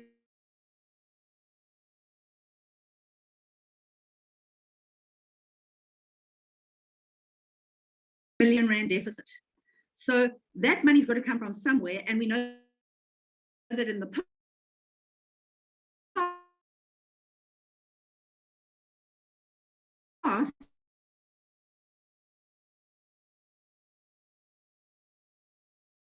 Honorable Graham Murray, but currently looking at IDT, and then when you come to, all right, let me put it I was saying, is that better, Chair? Can you hear me now? Yeah, we lost you somewhere, but I think those that were noting, they have written down your comments, but you may continue. Okay, thank you very much. So my last point was on the IDT. Was that heard, Chair? We didn't get that, Chair. Can you yeah. Honorable Graham Murray? Okay, then was that this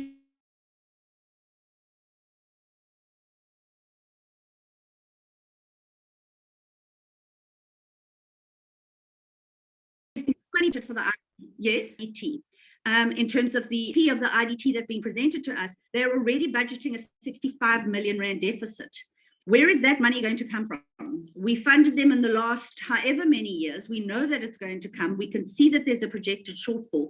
So why is there no budget available for IDT to keep them as a going concern in the interim? Because at this stage, they still fall within the DPWI stable.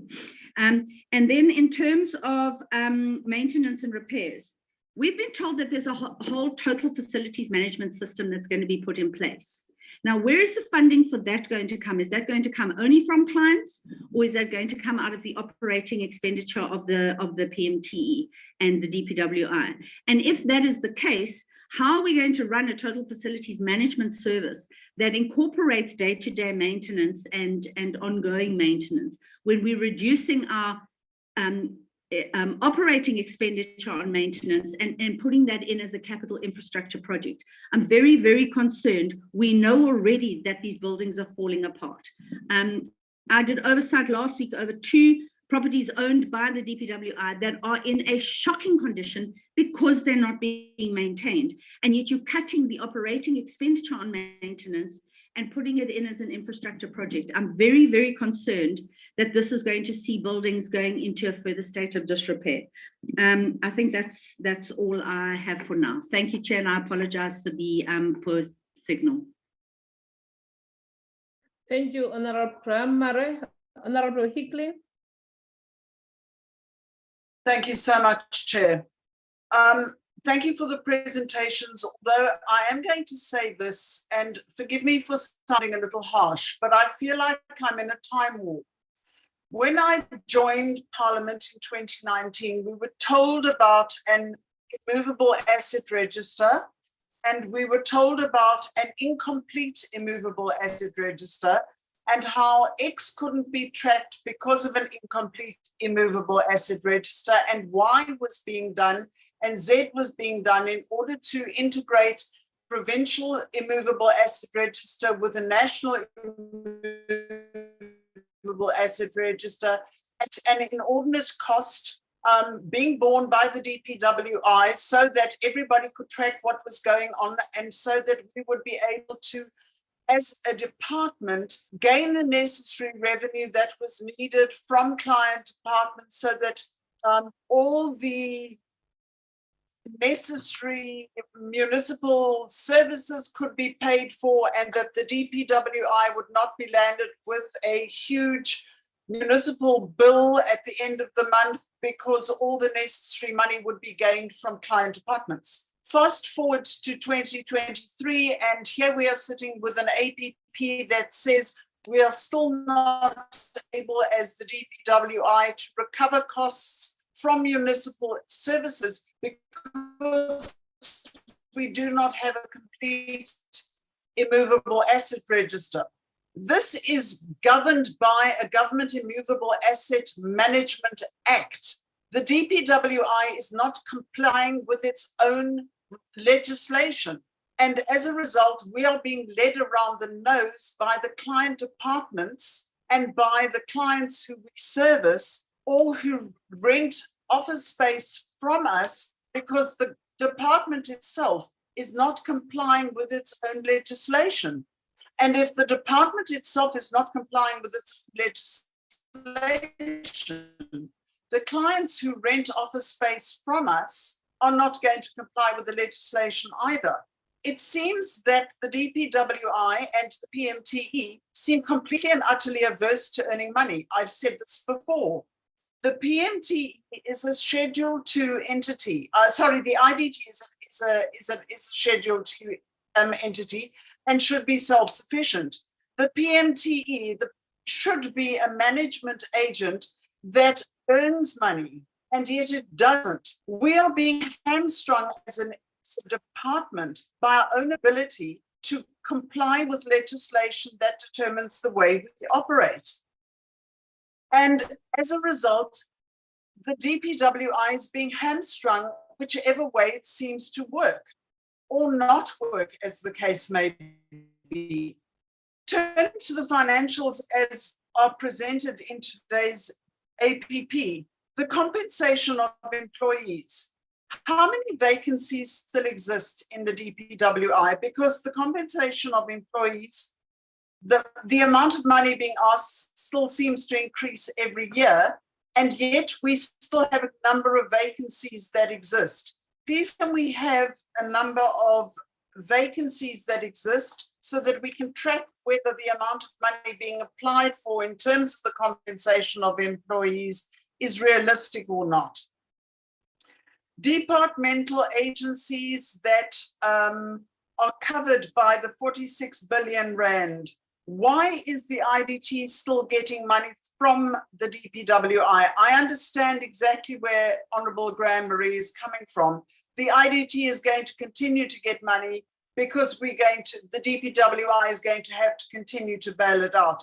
It is definitely not self-sustainable, and it is definitely not going to be able to be self-sustaining in many years to come. I'm just concerned that, as the previous minister said, Madeleine Hicklin continues to bang the same drum. I am going to continue to bang the same drum, particularly in terms of the PMTE and the immovable asset register, until the DPWI cleans up its act. We are not operating correctly as the DPWI because we are not following what we are mandated to do as a DPWI. We do not have public works bill. That's one of the things, Honourable Tring, that's one of the pieces of legislation that needs to be in place. We do not have a public works bill. There are other bills that need to be amended. The CBE Act needs to be amended. The CIDB Act needs to be amended. These things are not being done. There is not much fat in APP or in the budget for policies and for bills to be amended.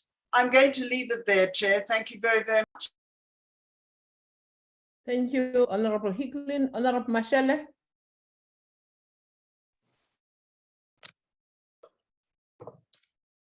Chairperson, good morning to yourself, fellow members of the committee,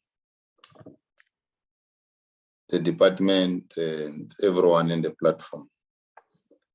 I request that I switch off my video. Chair, let me welcome the presentation by the department. In my view and understanding is that the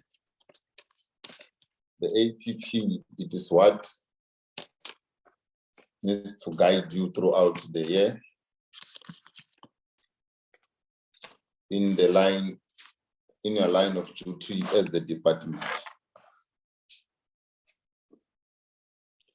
Which then says, if you plan, you must plan correctly if you want better results. With the presentation, I doubt if the department wants to get results. In my view, the department just came here to present because they have to bring this document to us.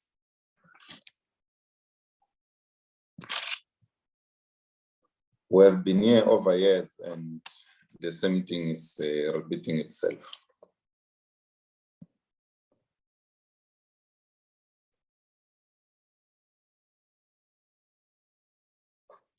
Now, I do not know whether we will ever have a solution into the crisis that we are having, Chair. Without repetition, probably, let me ask the following questions. The department in its quarterly targets, it speaks of completed projects, which is 106, if I remember very well.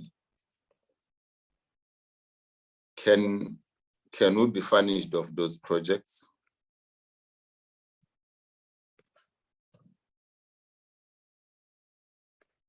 (8.2) says the number of completed projects with agreed construction period 99.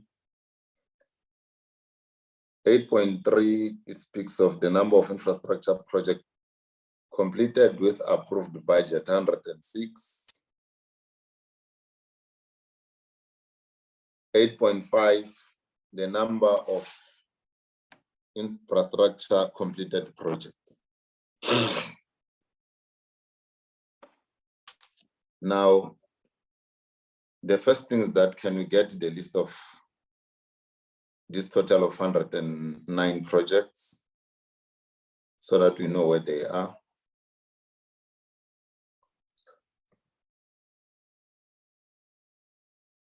When the department speaks about the 106 vis-a-vis the 99, is the 106 a culmination of, is an addition of the 99, or is the balance of? Probably a clarity on that can assist. In your economic classifications, you are speaking about contracts on cleaning and gardening services, which I think it's around 375.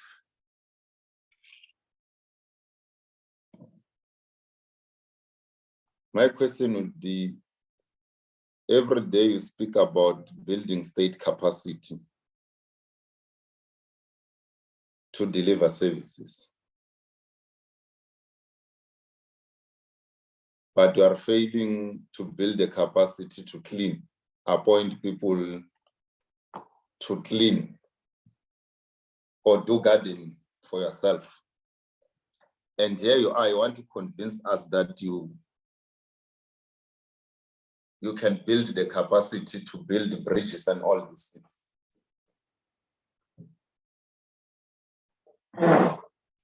At what point will you be able to appoint people as the department who are going to do the cleaning and stop this over-reliance of service providers? I convince yourself that you will build the necessary technical capacity which you need as a department if you are still planning and relying on service providers on easy things like cleaning.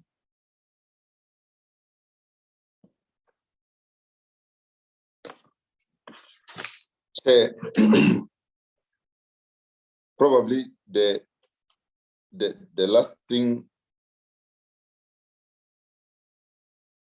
no, the second last thing is the issue on IDT. It was ourselves as this committee that fought with the minister when she wanted to close IDT. And we've witnessed how IDT was transformed probably to a better institution now.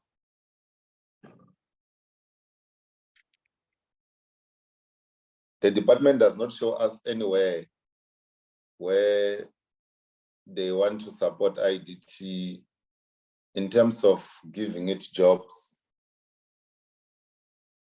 such that they can sustain themselves outside what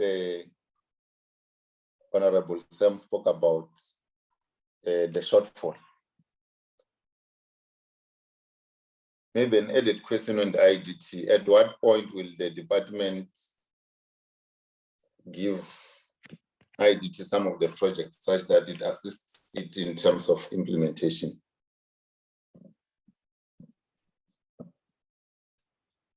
The last question, Chair, would be on PMTE and its growing overdraft. The department is silent on how it wants to rescue and give a clear plan on how IDT will turn the corner around, on how PMTE will turn the corner around. Every day when you meet with the department, you see the overdraft of IDT is growing and the department is silent. At what point will it comes in and clearly indicate the roadmap on how PMTE will be rescued? Let me stop there, Chair. Thank you very much. Thank you, Honorable Mashele. Honorable Njobo. Thank you, Chairperson. Good morning to members and to the department minister and deputy minister. Chair, Team 1 John Dilama notes 1. So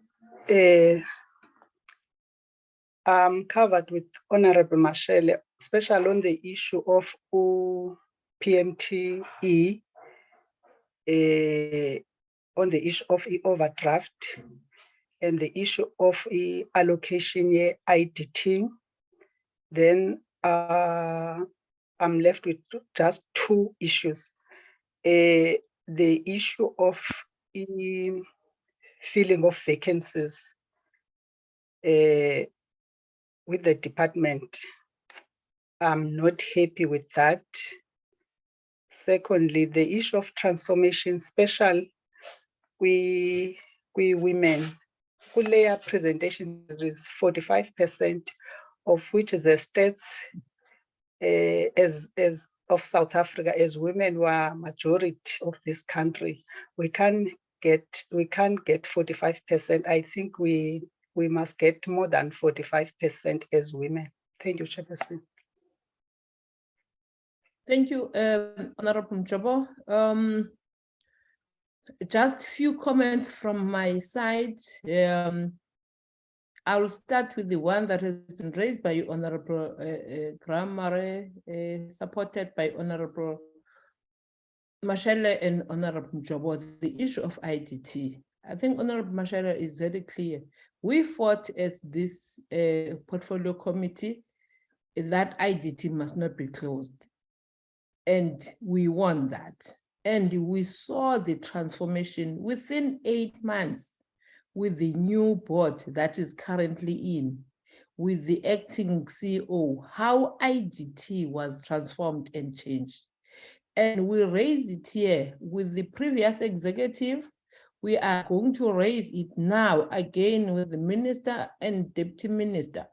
That IDT must be given jobs by this department, because IDT, from the reports that we're getting, IDT is given jobs by Department of Justice, higher education, but you can't find anything. In fact, we even said in our oversight in telecom towers that IDT must also be used as one of the agencies that are doing that project there. But when we're given the report, it was Kucha and DBSA. And we had challenges with DBSA that has been in the project for more than 10 years, but there's no movement. We are saying it again, IDT must be given jobs by this department, which it is an entity of. And the reality is that IDT has not yet breaked even. As much as it is doing work and as much as it is transformed, for it to break even, they have indicated to the department how they need. So we are saying then that allocation for IDT must appear in this APP. We are saying that as in fact, I'm in support of what Honorable Graham Mare. But also it has been brought to our attention that as early as October last year, IDT sent service level agreement to acting DG. Now it's March. That service level agreement has not yet been signed. We are appealing to Minister and Deputy Minister to follow that up so that it is there, it is in writing, and it must be signed.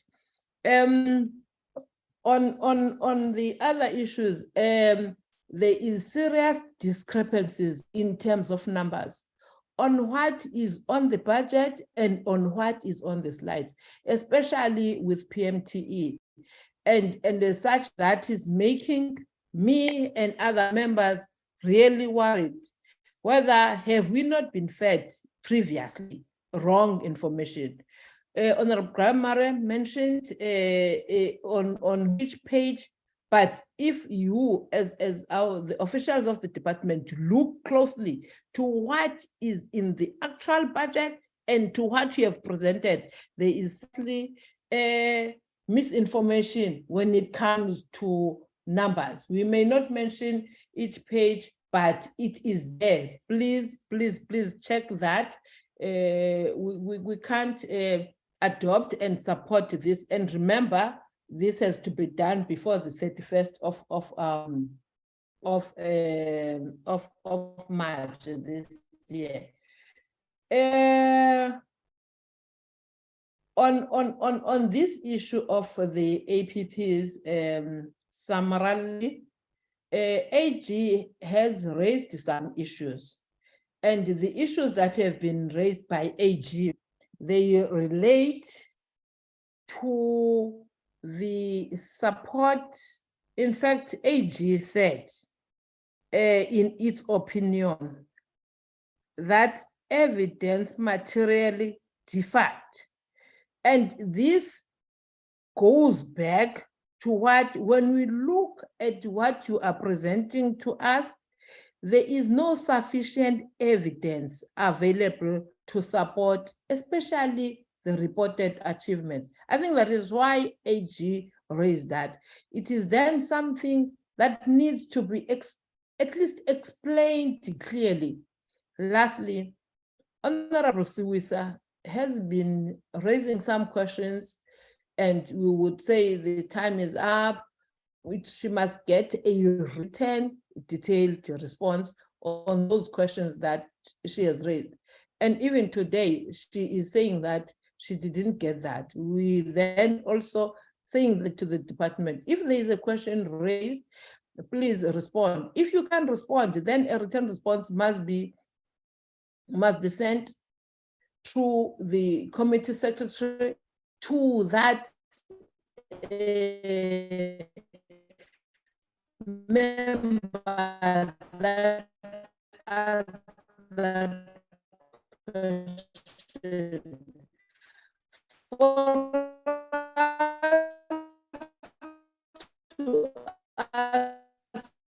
Losing you, Chair.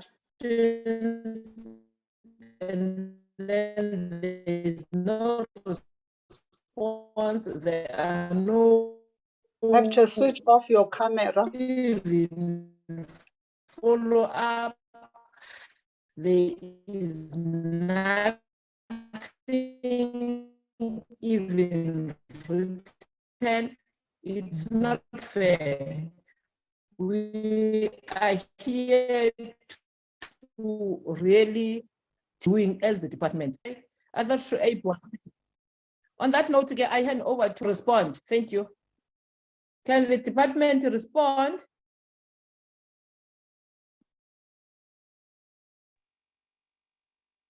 Thank you very much, Chairperson, and thanks to the members for the questions that have been raised in this regard. Chairperson, one needs to prioritize the questions in as far as they have been brought forward, and also considering the fact that much of what is contained in the APP is not necessarily new information, and it is what has been raised and discussed even previously with committee members. I wish to respond first to the question about the reprioritization of the budget. And in this regard, to indicate that, yes, we had reprioritized the budget, but in as far as transfers between votes, DOT was the only one, because once the decision was made, we used to coordinate in full the issue of the rural bridges, but Treasury had insisted that the mandate, and the budget should follow the mandate. And in their classification of the budget in terms of the E&E, they had indeed identified that the prioritization of that should be with DOT, because the budget in as far as bridges and roads and related aspects is actually to be found in that vote. So that was the only reprioritization made. It is not a permanent feature for us, as in the medium term going forward, the Treasury had begun penciling in that budget for DOT specifically. What it then means for us is that we will no longer be coordinating the rural bridges program, but it will be driven from DOT side. And I think it also answers the other related aspects. On the issue of the projects and the allocation, and us providing such a list to the committee, I think we would indeed oblige and provide same. We would ask that CPM does a report on all the projects listed on the WCS. I think, as you may be aware, the current number of projects being 106 now represent what is registered on our system as projects that are actually confirmed and funded by client departments.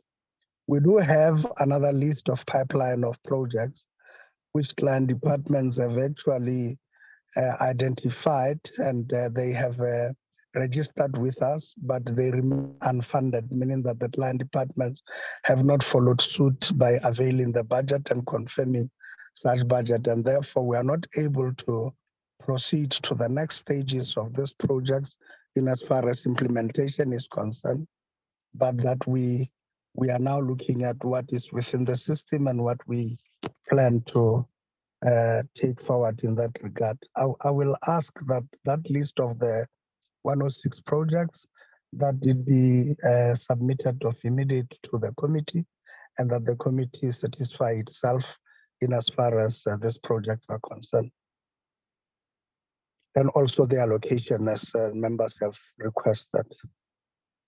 Allow me to also respond to the issue of the legislative gaps that are there. In as far as the legislative gap is concerned, Honorable Hicklin is correct. The Public Works Bill needs to be put into place, because we believe it will be able to coordinate the sector and will empower the minister as well as the department to have the requisite authority to coordinate the sector, to guide it, but also to regulate the relationship between the Department of Public Works and the user departments in as far as financial arrangements are concerned.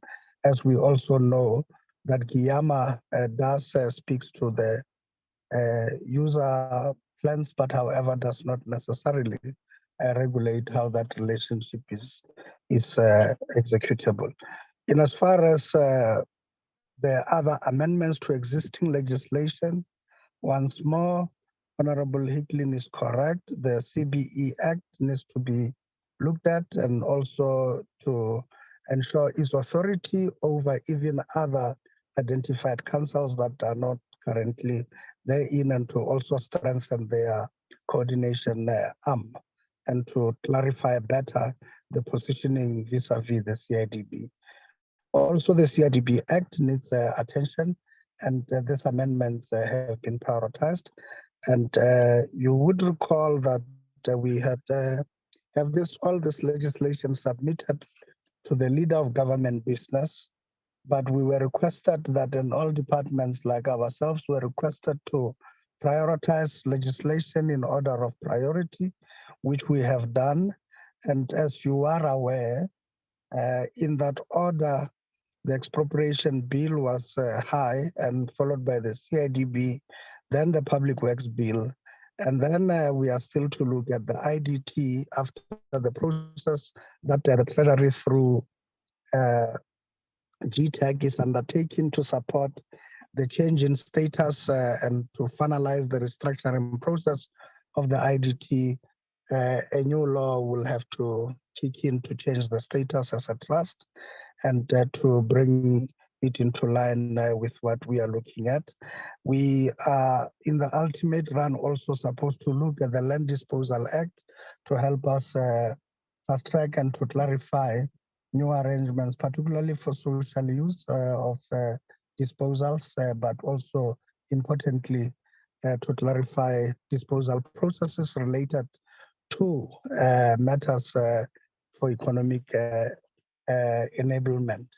And therefore, that in itself, for it to articulate better with whether we can provide for best use as determination of values, and also whether we can simply follow the PFMA as it speaks to market-related values, that such an amendment will be necessary to the Land Disposal Act to bring clarity to what we are looking at. So those are the acts we are looking at ultimately amending over the medium term. And in prioritization, the expropriation bill is already before Parliament, and the CIDB is also in stream.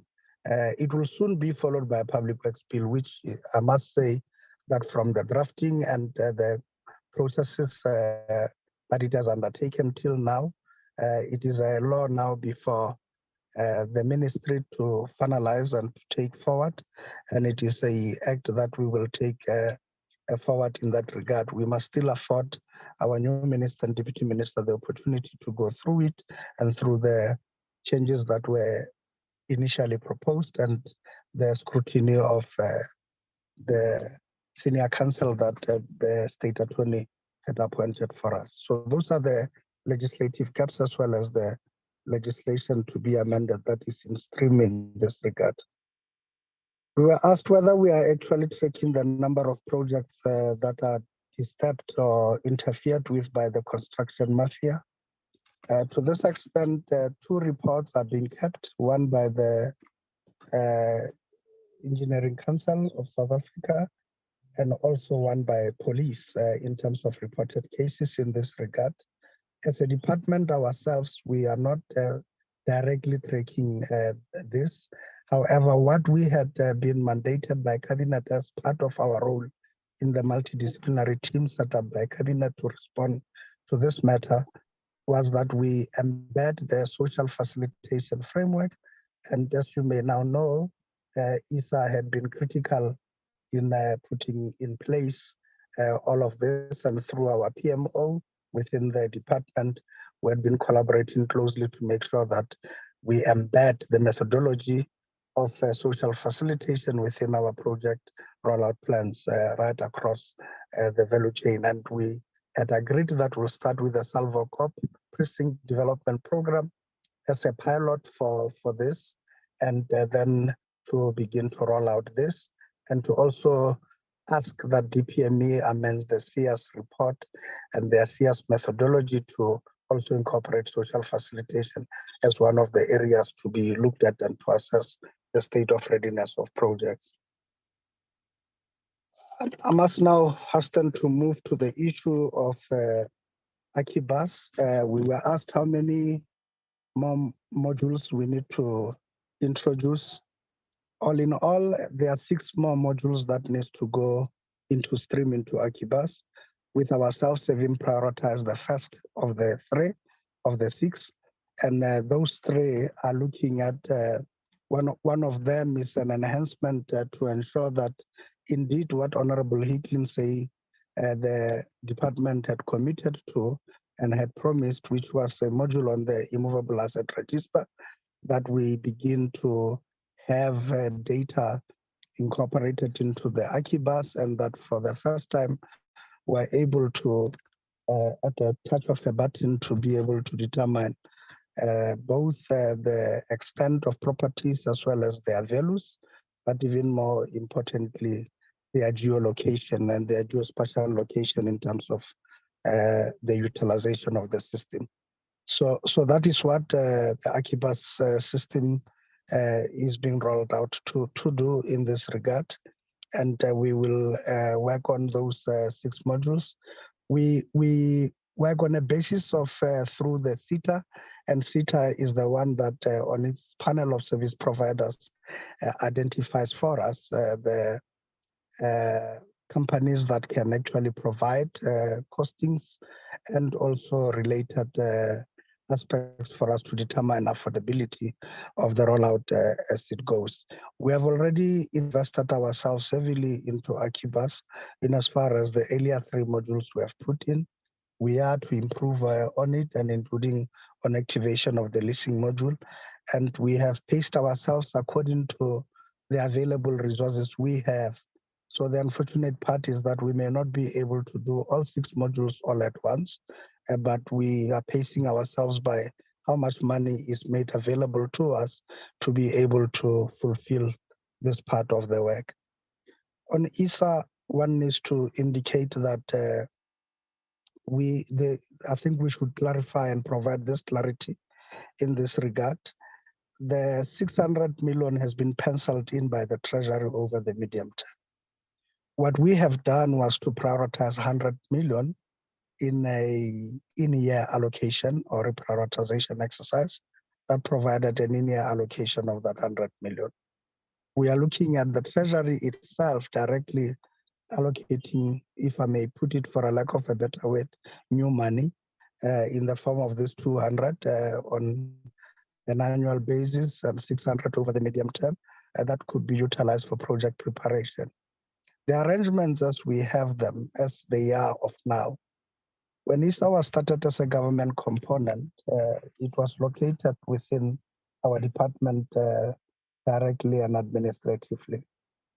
But a negotiation was made with the support owing to 2 critical factors. Number one, the administrative challenges our own department was faced up with, and considering the speed with which ISA was required to administratively do what it needed to do and to finalize on the national infrastructure plan, and also to work on the SEEDS methodology and all related aspects, and to put in place credible processes and project pipeline that could withstand any scrutiny in that regard. And to that extent, we also considered duly that the public service arrangements in as far as recruitment of personnel and capacity necessitated and that we look at an alternative, considering the limitations of how much particular skill sets that are required we could be able to attract with the remunerative levels prescribed by the public service regulations and the Act. To that extent, it was then deemed necessary that we identify a credible partner that has a history both of financing but also of project execution that could be a partner in as far as administrative support and being a paymaster for and on behalf of ISA. To that extent, the IDC was deemed most suitable for this purpose, as it could be able within their policy provisions and within their own practices to recruit specialized skills that in the normal framework of the public service would be considered unaffordable, and that which skills would frown upon the offers the public service are likely to make in terms of salary levels and related aspects and benefits. But however, that IDC could easily recruit same at even higher slides than what we have on the sliding scale of 16 downwards. So in this regard, IDC, an MOU was negotiated between our department and the IDC to be a support partner to the ISA to be able to fulfill that mandate. Now, we think we must also clarify, based on the question Honorable Graham Murray has raised, in as far as the role of DBSA and the fund that is there by DBSA. DBSA operates on a basis of an infrastructure fund that has been created, administered by DBSA on behalf of the National Treasury. and which fund is supposed to look at blended finance and to look at funds that can be attracted from the private sector, but also that can leverage on a bit of state funding.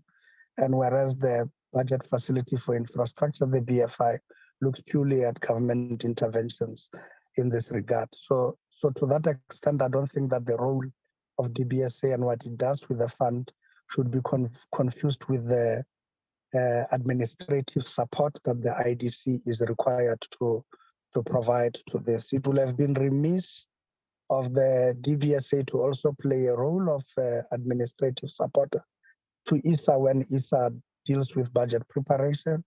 It will have compromised their independence and decision making in the sense that it will have positioned them against the principle of or the dangers of being a referee and a player at the same time. And therefore, it is good that the IDC, as a standalone and far away from what ISA and the projects it has prepared, would go through the system, that it remains separate from what the DBSA does with its fund, for which some of the projects may actually find themselves expressing themselves in the form of application for funding the other side. On the issue of the IDT itself, we concur with the committee. We have heard the committee loud and clear. We have listened and taken the matter to heart. We had committed ourselves that we will seek the National Treasury's approval to include the IDT as a additional service provider for us and an implementing agent that could be allocated projects to start with the implementation thereof.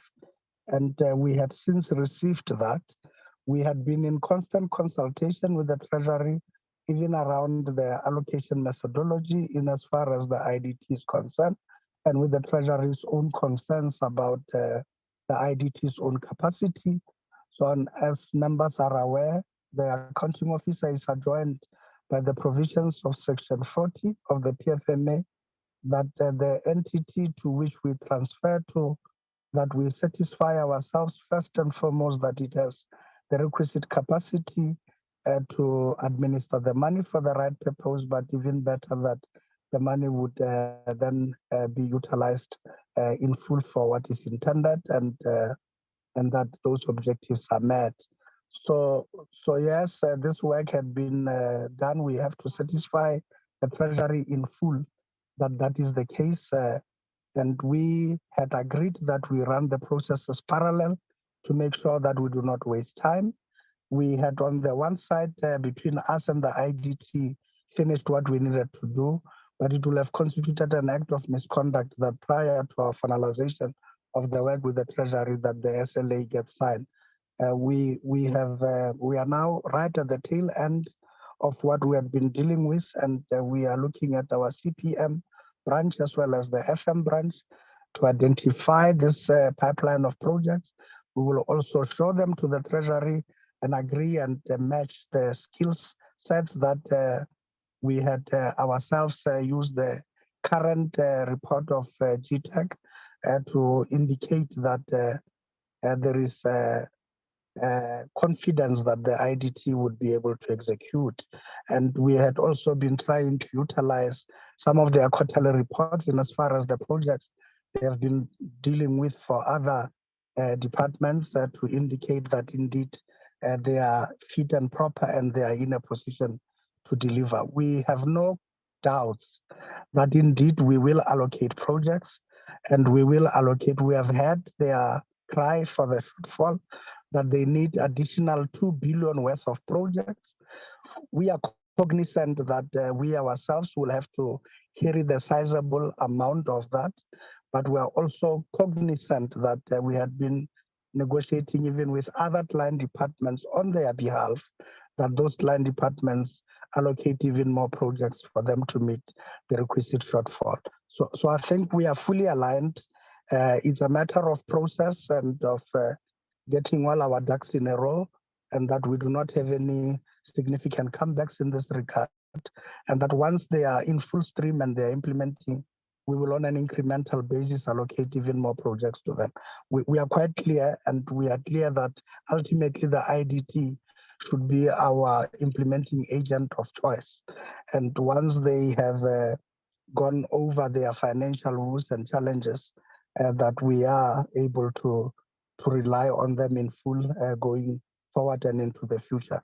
So there is no doubt about it and about our commitment in as far as this is concerned. We will not go back on that. In any case, we know the committee will not allow us to go back on that word. We will keep it and we will work with the IDT closely and will help them navigate this financial storms until they are indeed back on their feet. On the issue of the PMTE, one is to indicate that yes, we agree in full that the PMTE was established to sweat the assets of the state.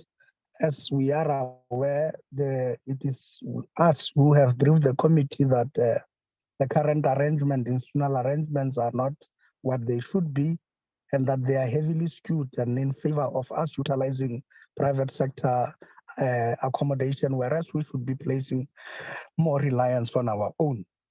It is a matter that we have already gotten an assurance from our current minister and deputy minister that it has to be changed almost of immediate, and that we must start by identifying all of the buildings that are suitable for purposes of an ROT, so that we can begin placing reliance on our own assets and therefore beginning to change the status as well as the financial outlook of the PMTE.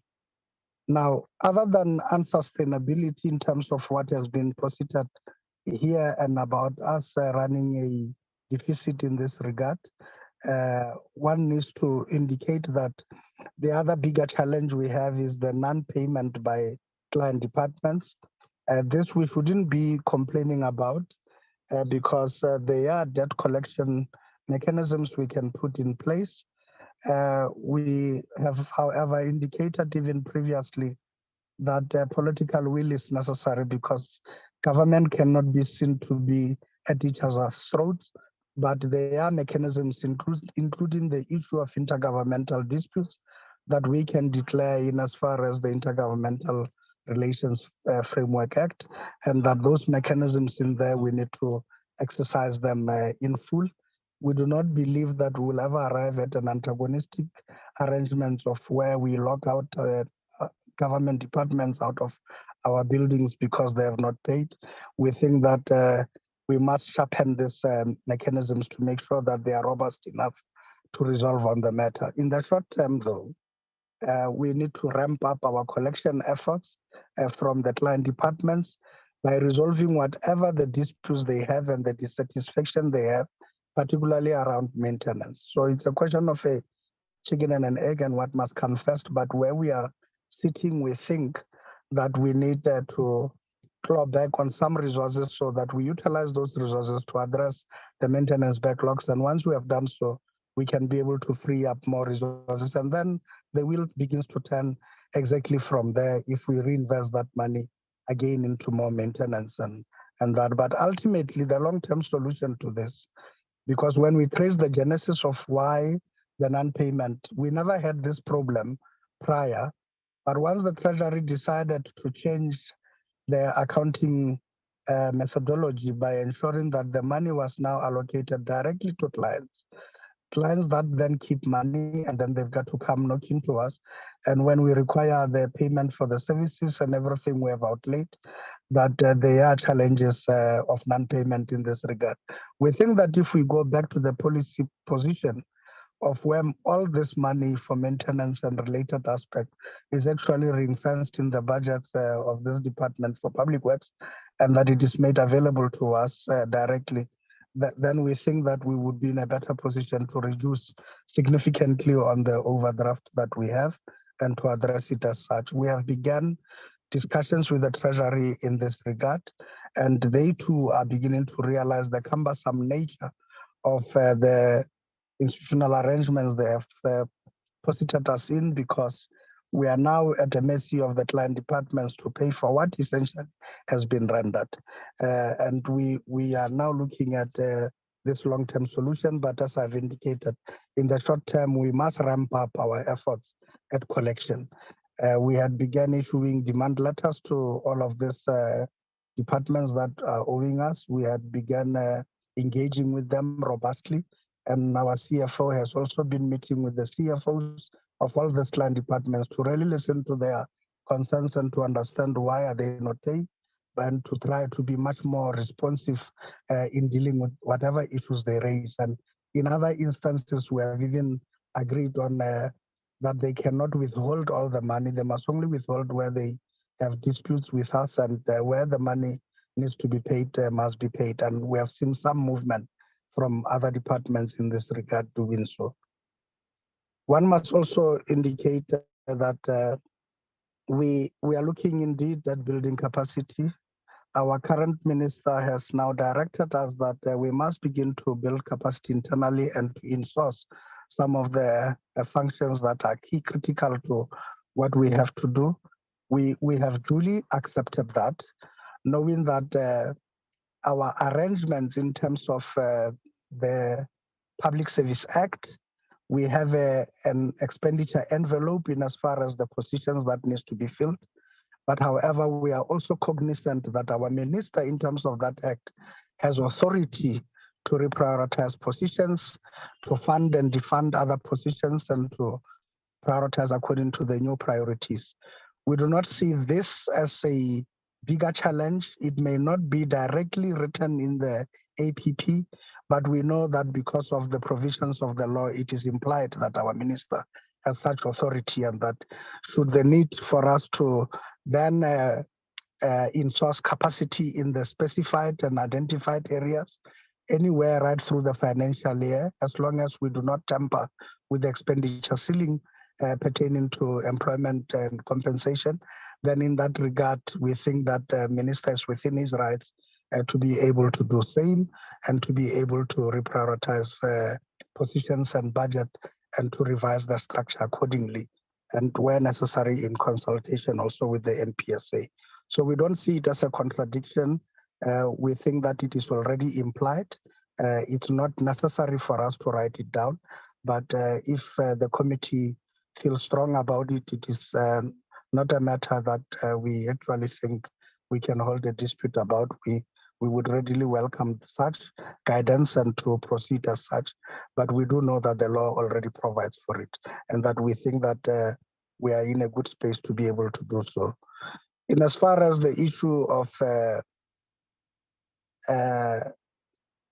the filling of vacancies, as Honorable Mjobo raises, indeed, we are moving now very, very fast. I think we're moving with greater speed in as far as filling vacancies. We have just have a pause, a short pause, to afford our minister and deputy minister who are new to relook at what we have in the pipeline. And as I've indicated, they have the authority and power in terms of the law to determine new priorities and reprioritization of posts. We think that the pause is necessary to afford them that opportunity. And we as a department support it fully, so that whatever political guidance we receive in as far as where we should go and areas we need to strengthen in capacity, that we have not necessarily locked positions away from that opportunity for trade-offs and for what needs to be done. So that pause, we will hang on to it until the minister and deputy minister have applied their minds to what needs to be done, and they have provided the necessary guidance. And when we do resume, we will resume obviously with that guidance in hand. But as we had reported at the last engagement of the portfolio committee with ourselves, we did point out, Chairperson, that we had filled in excess of 300 posts, and we are moving with greater speed to ensure that we have a better ratio. We have already achieved our initial target of going below the normative 10% mark of vacancies, and we have now a renewed target of anything between 3 to 4% to go below that in terms of the positions we need to fill and that are fully funded, and that would have been reprioritized by the minister if the need arises. We were also asked, why do we increase on the budget for expenditure in as far as goods and services, whereas previously we have not been doing well. I think it is because in our engagements and discussions with the Treasury, we began to indicate where we are in terms of the entire ecosystem of the department and how good we are and how ready we are now to ramp up on our institutional arrangements to implement and to actually roll out and to spend, and what we were doing to increase our capacity to spend. It is also a matter that our current minister has zoomed into, and is a matter that he has already given directives on what would need to happen in as far as this is concerned, to ramp up and build the sufficient capacity so that we move even the needle of the number of projects we're able to implement from an average of 200 a year to about 800 projects. It's a matter we have taken to heart in terms of what he has raised, and it's a matter that now we believe that with such a ramp up, the amounts of money as increased and allocated are necessary to help us achieve this new objective. In that regard, we have also been asked by members here, where is the budget for the TFM? Where will it come from?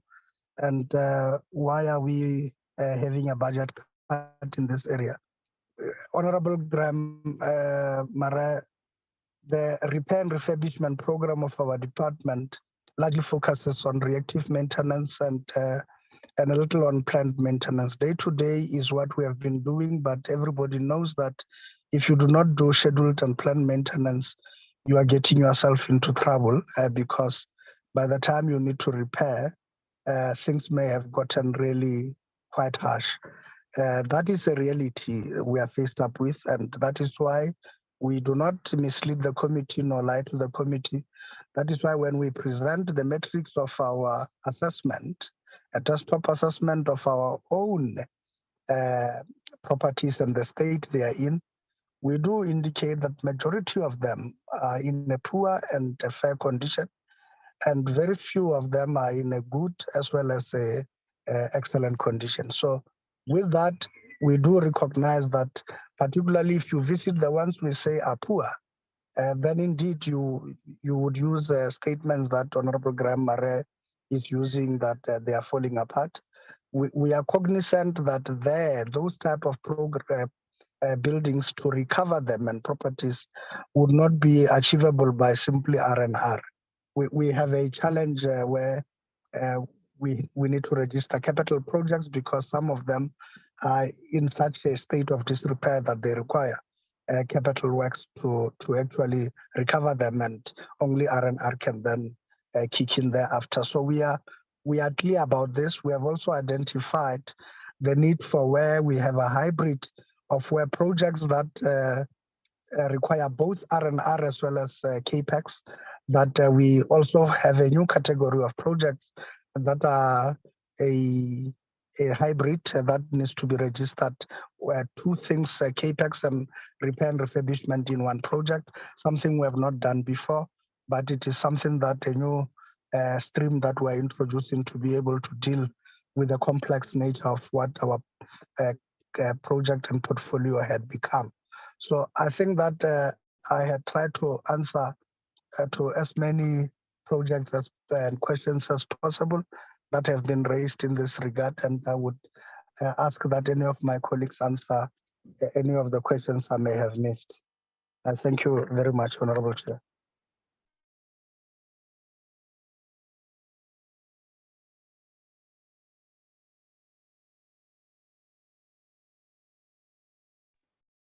Can additions be made?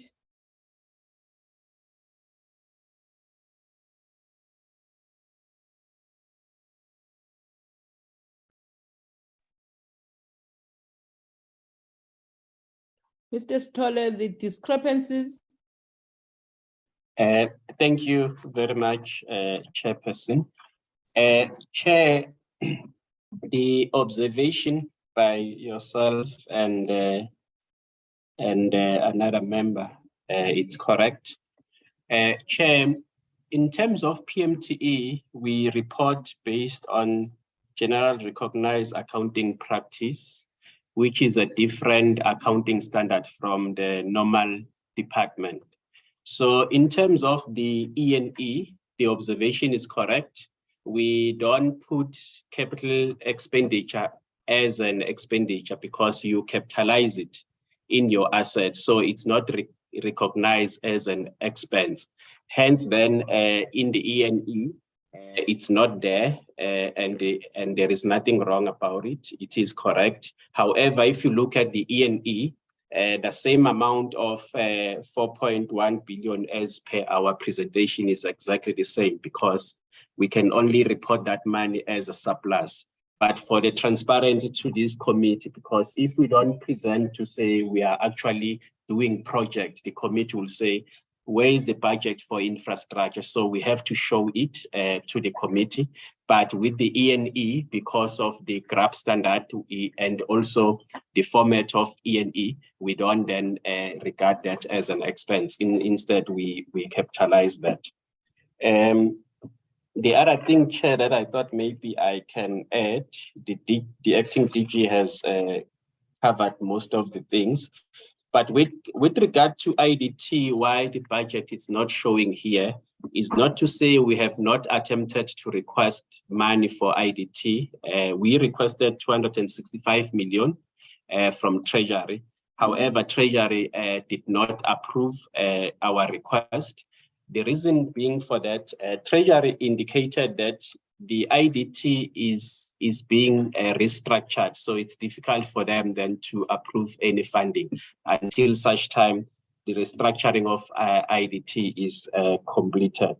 However, the year that is ending, we did allocate 70 million to IDT and will continue to engage IDT where there are financial gaps. Will approach Treasury during the year because even the 70 million that was allocated for the year that is ending, we had to do it during the year. In the previous year also, we attempted to request money for IDT, which was declined by National Treasury. It's the process that we confront with every year.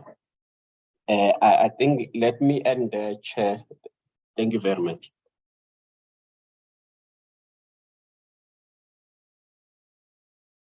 Any other responses as the DG has asked the team to respond?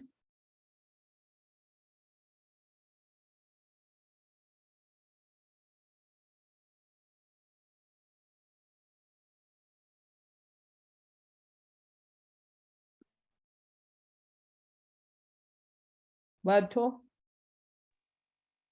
Thank you, Honorable Chair. Mine is just to add, as directed by the acting DG, there was a specific question around the 109 total number of projects completed versus 99 projects. And the explanation was that the 109 projects completed represents the entire data set of the projects that will be completed. And out of those projects, we are then measuring the efficiency, and we're measuring it by representing the number of projects that will then be completed within the agreed period. And that number is the 99. So the 99 is not in addition to the 109.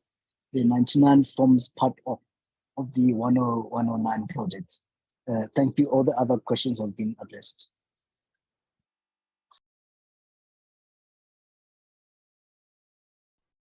Thank you. Any other DDG or whoever, so that we can move to another issue? Kubeka? Raise the hand. Yeah. Oh, okay. Okay. Yes, I can Honorable see Chair, the Honorable Minister and the DM and the acting DG and all members. Just on the issue of the bridges, like DG has indicated, in consultation with the Department of Transport, For this current financial year, we are planning, the plan was the delivery of 5 bridges in the Limpopo province. The sites where bridges are built, chairperson and members, is the provinces that identify them, and then they submit a list through to us, Public Works, Transport and Defense. We then do the assessments of those sites if they are qualify for this type of the bridges that we are constructing. And then we finalize the list in consultation with the provinces. In the next financial year, starting in 1 April, the plan is that for the 6 provinces, namely KZN, Eastern Cape, Limpopo, Northwest, Mpumalanga, and Free State, there will be a construction of 16 bridges in each province, totaling 96. So that is the plan that we are working with. And as I said, the identification of these bridges come from the municipalities and consolidated through the provinces, and then the list is given to us. I just felt that I needed just to provide that context background to Honorable Siwisa in terms of the bridge sites per province. Thanks, Chair. DM, I will allow you after your officials have spoken. Sasa Suban. Thank you, Honorable Chair, Honorable DM, Honorable members.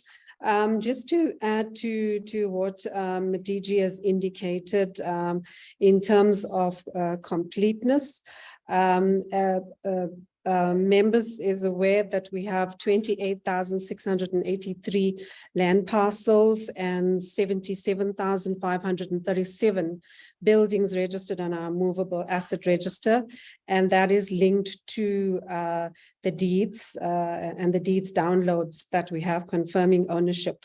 However, as the concerns raised, mainly in around the vesting with our provincial custodians, we need to indicate that there's been vast progress with the vesting program. We've vested already 19,732 properties. We are left as national with 1,737 properties. To answer Honorable Trink, we plan to do that finish by the 2024-25 financial year because of the dependency with the rural development and specific the provincial state land disposal committees. However, linked to the question of Honorable Hicklin, the properties that are not vested with national and provincial, the rates and taxes are indeed based on the deemed custodianship sector guidelines that we have. So that is recorded accordingly, both at national and provincial asset registers, and the rates and taxes are paid accordingly based on the usage. So if it's a hospital or a school, for example, province will pay those rates and taxes. If it's a competency such as a police station or a justice court, then national will indeed pay those rates and taxes. Chairperson, I'll pause there. Thank you very much.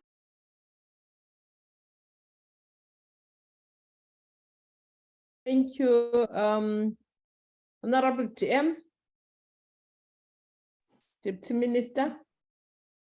Thank you, Honorable Chair. Honorable Chair, I will just show my face and then switch off my camera so that everyone can see that it's myself speaking. Thank you. Good morning, Honorable Chair and all honorable members. Thank you for the opportunity. Honorable Chair, I'm just going to make a few comments. And that is first of all to say that ever since we've hit office, the minister and myself have made it our priority to meet the different branches of the department. We have equally met all the entities. We are yet to complete the rest of the branches we have not yet met. which is starting tomorrow morning at 8 o'clock. So I'm going to comment on what the honorable members of the committee have made inputs on, especially on the branches that we are done with. Just to make it clear to the committee that we are left with infrastructure, we are left with prestige services, we are left with REMS and RAISE. Those are the ones that we are hoping that will start tomorrow, 8 o'clock in the morning and finish at 12 midnight tomorrow. Then we will have met all the branches. Now, everyone in the committee, especially Honorable Suisa, have asked around the maintenance plan. Honorable members of the committee, we must say that as this department, the maintenance level is very low, we must admit. But for as long as the department does proactive maintenance and not preventative maintenance, we are always going to have problems. That one we must admit. And for such a huge department to not have a preventative maintenance plan in place, but do proactive maintenance, and a plan which the committee is saying that it has asked for 3 years ago. Now, we have hit hard with the minister on this year, that the maintenance level is very low, and we admit that. And now, I think the DG has spoken about what I wanted to comment on, that unlike other departments who use modified care standards, the PMTE utilizes the recognized accounting practice, the GRAP. In terms of GRAP, we do not recognize the money for maintenance as revenue. We capitalize these amounts. It is for these reasons that the E&E numbers and those in the APP will not look the same, which becomes a matter of accounting. But as the CFO has also said, it is just for the committee that they are transparent and open and showing what needs to be done. Now, I also want to comment on something we, Honorable Mashele, have also hit hard on the minister, that we cannot have contractors and consultants all the time. And we bring in artisans into the department, and they get trained and then they leave the department. And we then are not building our own state capacity, which then becomes us, we train artisans, the artisans leave the department. You don't have your own teams that do maintenance. We are always depending on consultants and service providers. Now, I'm just raising this so that the committee must know that as much as we have just come into office, we have met the different branches, and there are many issues that we are raising. Now, when the entities were also presenting to us, we have also raised an issue around the IDT, that the IDT must become the DBSA of public works. They must be able to compete with others, but they will not be able to do that if we are not giving them projects.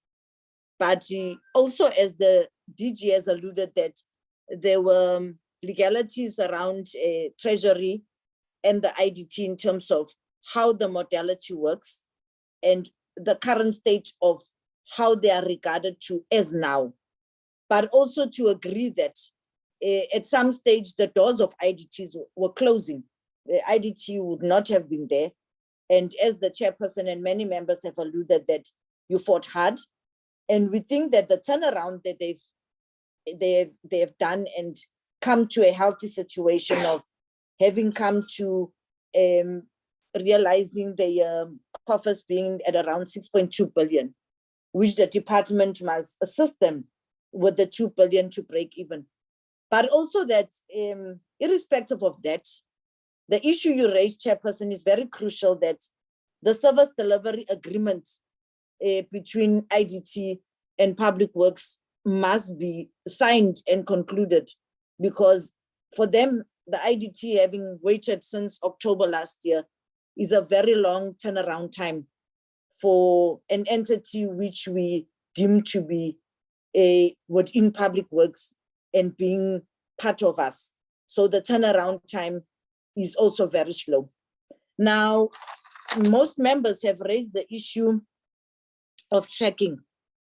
We ourselves have raised it with our own IT branch that as long as we are going to keep on having a non-integrated digitized system as DPWI, will forever have problems. Because if we have systems that are not talking to each other, and we are still talking at this stage of how many models will be loaded where, we have raised issues that even if we do not, at this stage, if we have a supply chain management that is not digitized, and we are still looking for one quotation under the table, when the AG is finding us to still be having material findings, we are going to run into all this because I'm going to make this comment, Chairperson, that public works should not be an ordinary department. Public works should function like a PMU because it is a service provider to the whole of government in many respects, in that we are the custodians of the properties of government, we are the custodians of its maintenance, we are the custodians of the bulk infrastructure rollout. So if this department functions like any other department, and it does not try and conform to be almost like a PMU, in fact, it must function like a PMU because in the business that we are in, which is infrastructure, we are supposed to have timeframes, we are supposed to have a start date and an end date, we are supposed to be working with urgency all the time because of the type of work that DPWI delivers. Now, I'm not going to touch on the bills because the DG has explained at large, but also that the turnaround times must be speeded up. We agree with the committee that we also need to work speedily around that. Now, also on projects that do not get completed in time, the minister and I have raised an issue as well, that at public works, it can't be like any other place. If a contractor leaves a site in the middle and they just ditch us and leave, it cannot take us 6 months to replace that contractor. So we've raised that with the department that we cannot have that.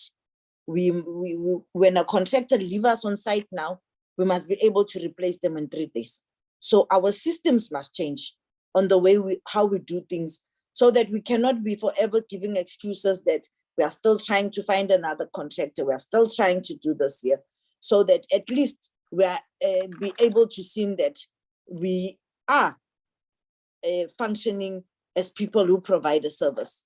Now, Honorable Mashela also raised an issue around contracts of gardening services and all these other things that for as long as we don't have our own internal people who can do these things, we are not going to realize what we call in English all the time, and we just talk, because if we tend to speak even during times of action, we are not going to arrive where we want to arrive. So we can do all these plans on paper, budget for it, put all the relevant English, but if we do not have the relevant skills, that is why the DG has told you that the minister has clearly said that, can you put on hold all appointments? Because the minister and myself wanted to see. And my question was, all these vacant positions that we have, do they impact on how we deliver on a department? And the answer was yes. And therefore the minister has said that these vacancies that impact on us delivering are the ones that should be prioritized, but that we should look for people who are going to come into the department and do what is expected of them, so that we are sure that we are bringing people with the relevant skills to do that. With that, Honorable Chair and honorable members of the committee, I'd like to thank you, Pat, that even the minister, when he made his opening remarks, that we will always come before the committee when we're expected to, and that we will come to this committee and give relevant answers and not sugarcoat anything, and equally not hide anything, and never make the oversight duty of this committee difficult at any time. I thank you very much, Chair and honorable members. So much, DM, with the closing remarks on this presentation of the APP. Honorable members, we have 2 more presentations that we have to get from our entities. But on the issue, DM, that we have requested some information that was not provided in the meeting. For example, the list of completed projects and the list of projects that were about to start, but due to construction mafia, I think that information is readily available in the systems of the department. So we would like that information. I think a week is enough for us to get that information. I now invite Ms. Martinez, is it CPE or Agrement that will start? It's CPE, Chairperson. Okay, thank you. We now invite CPE to do the presentation, welcoming, of course, the chairperson of CPE board and the CEO of CPE. Over to you.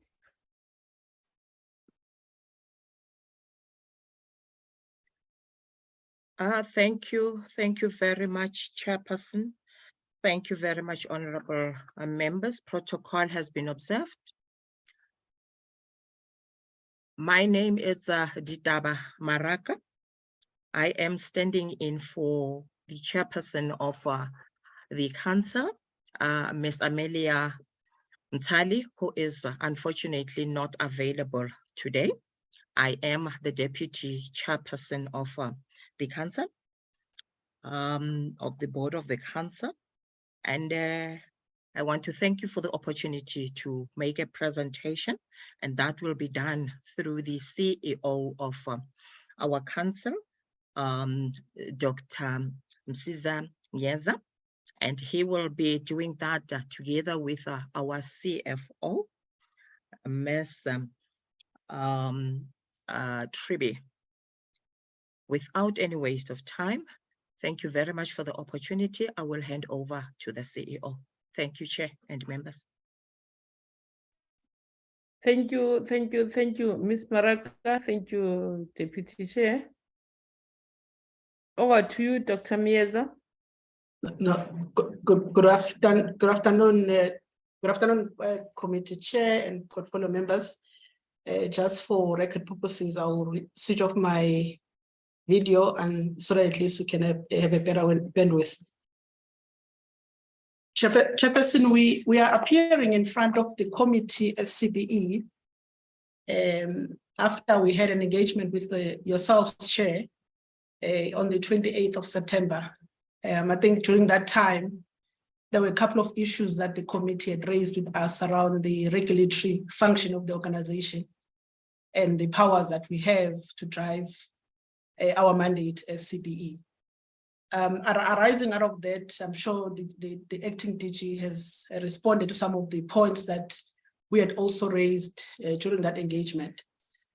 The second issue, Chairperson, relates to the baseline that we are using as in presenting this APP. In the previous financial year, our performance was at 89%.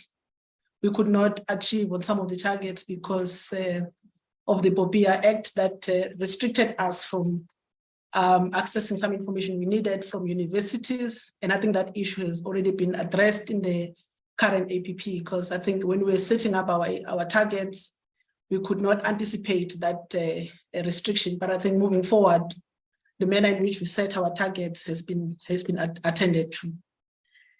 Obviously, the last point that I think forms the baseline, we continue to become one of the clean audit entity within the public works family, which I think it's a record that we've obtained over the passage of time.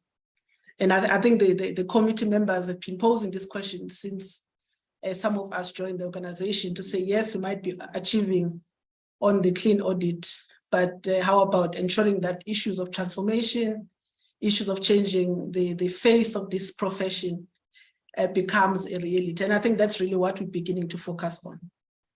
The third issue, Chair, which has been raised by the committee, relates to some of the governance issues. And I think Maraka has covered that we have now the fully fledged council, which is made up of 26 members, because the minister exercised the right to appoint additional members from town planning, from environmental practitioners, as well as land surveyors, which fall within the rural development and agriculture, as well as environmental practitioners that falls within environmental department. So that makes the CBE council is about 26 members. Obviously, there are some of the members that have not been confirmed, and some councils are yet to be confirmed by the minister. For example, SACEP council is ending its term in April. So the report has been submitted to the minister, and I'm sure it will be concluded. Like some of the councils, like your SACEP, your SSCPMP, their council had an induction recently, as well as QSs, they had their election where they've appointed the first female president of the organization. I'm giving that preamble, Chair, so that at least when Puti presented the actual details, there's context to how we then moving forward. Chairperson, you also raised the issue when we came to see you around the capacity within CBE. We had the acting arrangements of all the senior executives within the organization. I'm happy to report that to date, we've got all the 3 executives have been appointed since the vacancies arose in November. I have Ms. Tabisa Mtati, who's an executive responsible for shared services. She's on the platform. I also have Ms. Tembekazi Moya, who's a chief transformation officer. She's also on the platform. And I also have the Ms. Sari Tribi, who's our chief finance officer. So Chairperson, when we talk transformation at CBE, obviously, we are led by well-qualified female leaders in their own right. And I think as a directive that we've been given is that we have to demonstrate by doing. Hence, in our approach, we've ensured that we look for the best, and my colleagues who have joined us will then assist us in driving the agenda of the organization. And Chairperson, the fourth point that I want to raise relates to some of the governance issues that the committee had raised. And I think since then, it was in relation to the function of councils at CBE, as well as the functioning of professional councils. As of, I think 2 weeks ago, we have had an induction program which was coordinated by National School of Government with all the professional council members, including CBE and other professional councils that fall within the CBE family. That was the first round. The second round will then be convened, which will include EXA, SSCPMP, and quantity surveyors, which will then complete the list, wherein they were being taken through on some of the compliance, corporate governance issues in relation to the mandate given to them by the minister. So I think that's the work that we're beginning to do to support the functioning of councils. Chairperson, just to indicate briefly on what frames our APP, in addition to the 3 medium-term priorities that we had identified, namely transforming the built environment, ensuring that there's a skilled that can assist the state in addressing its development priorities. The third one was in relation to creating opportunities for people living with disability, young people and women. In addition to that, our APP is also beginning to address 7 interventions. One, the first intervention is about how do we systematically, pragmatically, and in a structured manner deal with the issue of a skills value chain within the built environment. A couple of days ago, we had hosted a webinar, which was called Women Empowerment Webinar, wherein it indicated to us that currently in the sector, we've got about 14% of women who are participating in the industry. I think arising out of that, the question that we kept posing, if that is our baseline, how do we ensure that, say, in the next 5 years, at least we make advances in creating or attracting more women into the profession, and also undermining all the difficulties that they confront, which is a male-dominated sector that we all know about. So I think that's really the baseline that we're setting. So the national logbook then will begin to actually address that value chain. The second intervention relates to the capacity of the state. And I think one of the observations we've made through some of the reports we've done and the work that is coming through from the department relates to the fact that some of our colleagues who work in the public service are not affiliated with any of the professional councils. In an event where they commit errors, you cannot hold them professionally responsible for their conduct. And also, just to ensure that as part of professionalizing public service, we also create space for them. The third point, Chairperson, relates to our aggressive implementation of our concurrent function between CBE and its professional councils in implementing the skills pipeline, focusing on the push strategy, intermediate and pull strategy, just to ensure that there is a constant supply of professionals in this sector. Because I think, Chair, we have actually presented this to you, that our sector is aging.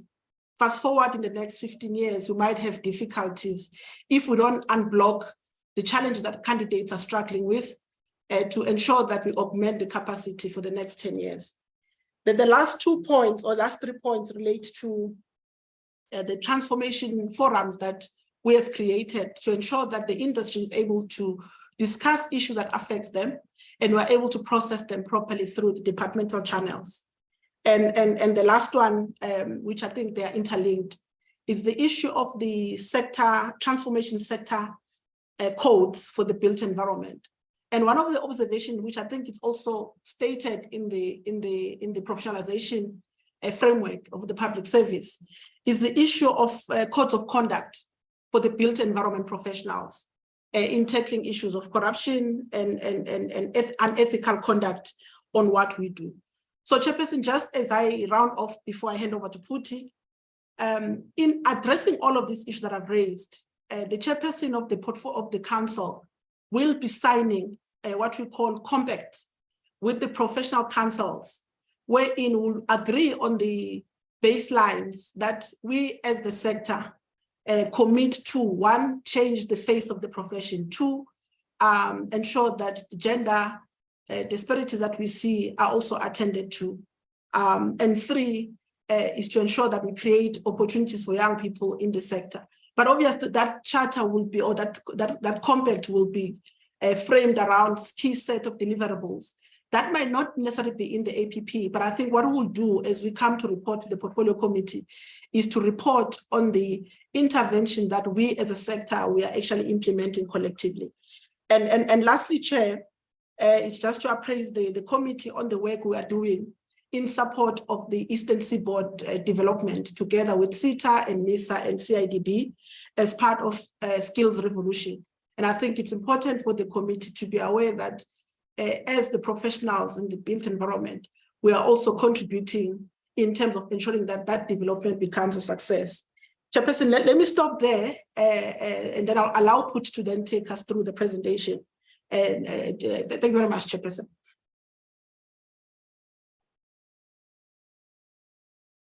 Thank you, CEO, for this information. Then we wait for the CFO to take us through.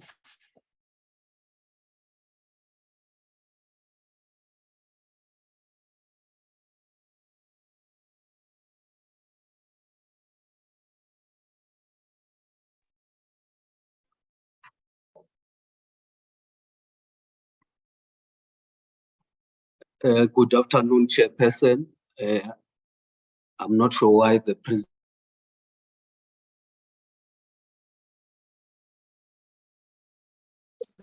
maybe if I can be given the sharing rights or Martinez, can you give him the sharing rights?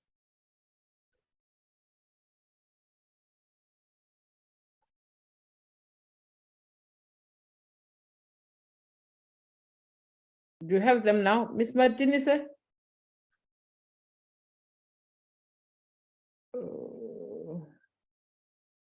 Who else has your presentation? Is it the CBE presentation, Chair? Yes, ma'am. All right, I can flight it over. But you can also give him the hosting rights. But you can flight it over.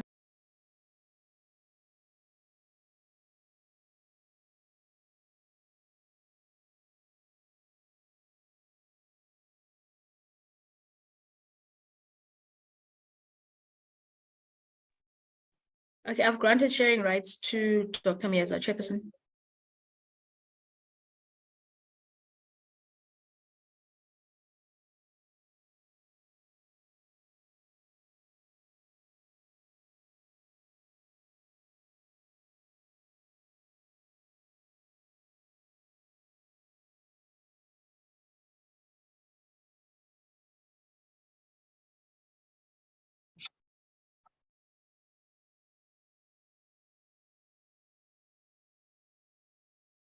Thank you, Chairperson. As indicated by the CEO, and good afternoon to honorable members. My name is Puti Manamela, responsible for planning. I'll start with the structure as the CEO indicated that we included the three councils or professional bodies, of which the first one is IPASA, the second one is the Geometrics Council, and the planners. So those are the new councils that have been included into the CBE's the council, of which then our mandate, I'm not going to dwell much into that, Chairperson, is just to show that CBE, this is how we segmented our mandate. The next slide, our vision. Also, Chairperson, because of time, I don't think I need to dwell much on that. I will go to the our impact statement. As CBE, we are saying that we would like to see a well-regulated and inclusive built environment professions that contribute to national priorities and ambitions. And the question is to say, how are we going to do this? We have 5 outcomes. The first one is the optimum functioning council. We are saying as CBE, in order to be inclusive and contribute to national priorities, we need to have an optimum functioning council. The second one is we want to see a transformed built environment. The third one is the skilled built environment professionals. The other one, fourth one, deals with research. We are saying as CBE, we should have by press of a button, informed decision-making reports that will impact on the future operational requirement of the industry. The fifth one deals with our mandate of public protection. We are saying as CBE, we want to see public interest in the built environment promoted and protected. And the CBE Chairperson and honorable members, we are saying our APP is based on, is aligned to the medium-term strategic frameworks, and we have all our APP targets aligned to these priorities. And we looked into other issues that are affecting the built environment. We realized that there are inequalities, number of unemployed graduates and individuals have increased in the built environment. We also realize that there are equal access in terms of training or opportunities in the built environment based on geography and background. The third one, Chairperson, we are seeing that there have been labor market changes that are driven by technologies, of which CBE need to look into that. The fourth one, we are saying in the built environment, there is the uncoordinated built environment data, of which of CBE we want to look into those. The fifth one deals with the governance challenges. The CEO touched on that to say there are challenges in the professions, of which CBE will be dealing with that. The sixth one deals with the issue of health and safety and climate change. Then as part of CBE, we are saying that we identified 3 priorities in order to deal with all the issues that we have identified. Our first priority is to say we want to see to transform the built environment industry. We also want to create a skilled built environment professionals. We also want to empower women, youth, and people with disabilities. So all our 5 programs are based around these 3 program priorities. Then our first program chairperson is the one that is internally focused. Is administration function. We are saying if CBE, we want to have a optimum functioning council, we have identified number of deliverables that we need to deal with. The first one, we are saying we must have a communication strategy that facilitates effective interaction with all our stakeholders, of which our transformation collaboration will come into this. Also, we are saying that as CBE, we should profile our mandate, the issues that we have, the investigations that we are doing, those services we need to market to members of the public so that they can be aware that they can be able to apply to CBE so that CBE can investigate those matters. Again, Chairperson, we are saying that we need to have accountability in terms of financial and organizational performance. We have also dealt with the issue of our internal strategy, where we are saying one of our deliverables is the issue of our risks that have been identified. The CEO touched on the issue of human resources. Yes, indeed, all the officials, the executive, have been appointed, and we will ensure that they comply with the prescript. Then the sixth one is the one of ITC. As CBE, we have moved to cloud infrastructure, of which in the next APP, we are going to implement the enterprise resource planning so that we can integrate all the systems. The seventh one that we deal with is also the clean audit. As CBE, we want to continue maintaining the clean audit. The last one is where as CBE, we are saying we are aware that the National Treasury has been cutting our budget. We have developed a revenue enhancement strategy, of which in the coming year, we are saying we want to increase it by 1%. So as part of that, the APP targets, the first one, as I indicated, is that we have developed the IT strategy plan that include Internet of Things and 4IR. So we have a map in the last financial year, or the current one, we have developed, we have moved to cloud. All our appeals are on cloud for members of the public to apply. In the next APP, we are saying that we want to integrate all our systems so that they can be all integrated, of which the target is the one of enterprise resource planning. Also on the marketing one, we are saying that the CBE will have a marketing initiatives that are going to be done for the financial year, of which there will be 4. Lastly, the last one in terms of program 1 deals with the percentage increase. Yes, it might look at as a nominal number, but as a start, we are saying in CBE, we are looking into the revenue streams and see how can we increase our share of income. The second program, Chairperson, deals with the empowerment and economic development.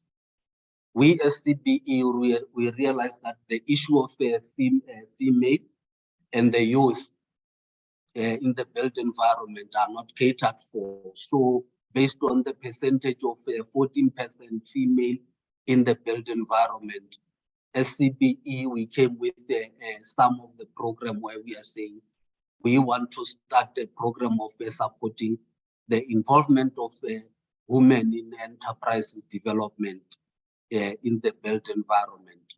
The other one program is deals with the issue of youth involvement in the built environment. We have a target there. Also the issue of promotion of empowerment of people with disability in the built environment. We also going to have an analysis of the status quo of women in the built environment.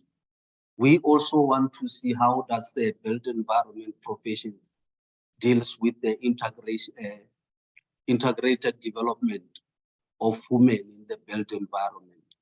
Over and above that, we have established number of partners of which we continue in order to ensure that the empowerment of female and youth are at the center of our programs. And when we go to the specific chairperson, these are the number of programs that we are going to have in terms of supporting women. Of which this is based on the partnership that we have with a number of stakeholders and partners. We have established a partnership with MISA, GPF, and National School of Government to roll out some of these programs. So those are the details of the specific in terms of program 2. Then program 3, chairperson, deals with the skills. SCBE, the CEO talks about the issue of saying we have a profession that is aging. We have 60% being white male, and we are saying SCBE, what would be the intervention? One of the intervention is to say SCBE, we have developed a structured candidacy framework that is going to be implemented working together with National School of Government. So we are going to monitor and evaluate the workplaces in terms of the implementation of the structured candidacy framework. The second one, we have developed a mentorship database, of which we are saying that in the built environment, we realize that number of candidates do not have mentors. And as CBE, we are saying we want to see that there are mentors in the built environment, and they are registered with our 9 councils. So this will be doing together with working with the National School of Government in terms of professionalization of the state. We signed the MOU with them. The other output will be a progress report on all registered built environment candidates. We want to see at the press of a button how many candidates are there throughout the Republic.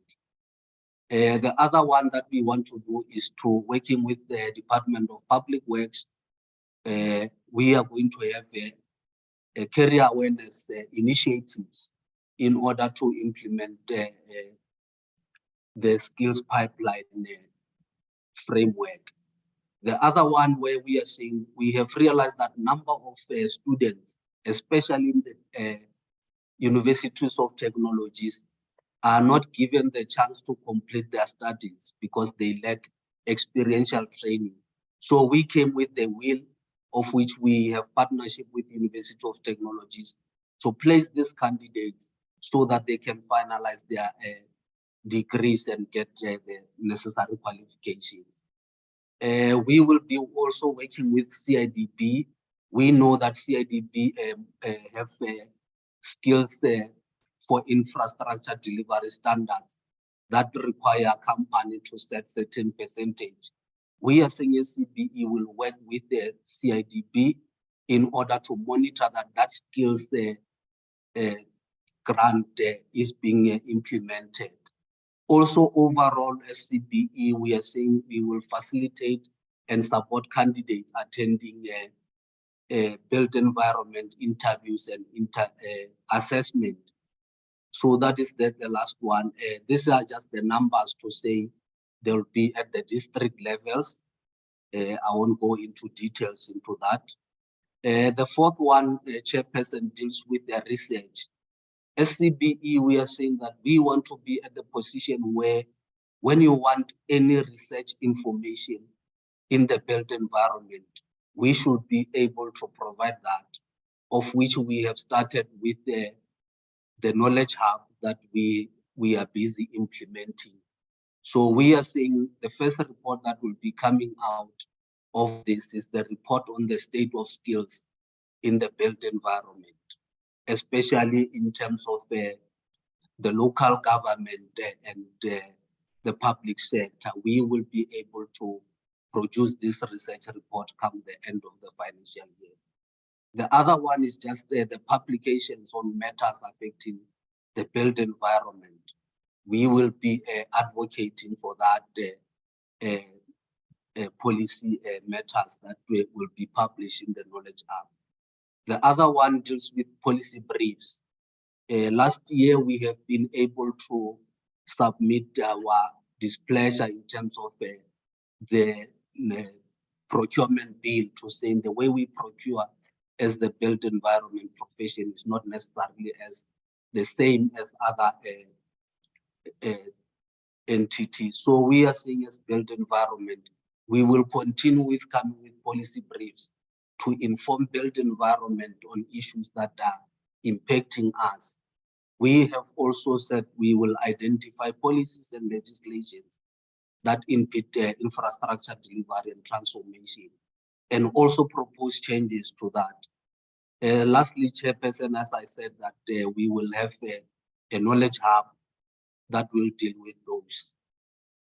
Then the fifth one, Chairperson, programs deal with public protection. As CBE, we are saying that for us, in order to protect the public, we have created a platform where members of the public can go to our website, lodge complaints or any investigation that they feel we need to do. And those we want to finalize within 60 days as prescribed by the Act. That is our appeals mandate. The second one deals with the finalization of complaints that just come from members of the public. We have had the engagement with Public Protector last week to say, how can we work together, especially on infrastructure where members, the professionals are involved, sometimes are not being held accountable, of which we will work with the Public Protector to see how this protection of public mandate of CBE in the built environment can be realized. Also, the issue of compliance. Last year, we went to Parliament. The issue of compliance in the six councils was raised. As CBE, we are saying that on a yearly basis, we will come with a compliance report that will be published to members of the public. They can see what is happening in the six councils. It will deal with the investigation mechanism, policies required for better regulation. The CEO talked about the issue of the training that they have already started with partnership with the National School of Government. So we have already trained some of our colleagues in the 6 councils. It's a continuous process where at the ultimate end, this compliance report will also be shared with the Member of Parliament. The last one, Chairperson, deals with the universal access and design. SCBE, we are seeing that the social issue in South Africa where our buildings or public infrastructure is not necessarily accessible to member of the public. In SCBE, we are going to advocate for that, to saying that the majority of our members of the public cannot easily access our infrastructure, of which we SCBE together with, we are going to work with Agrement SA in advocating for universal access and design. And those are some of the things that we'll be doing, Chairperson.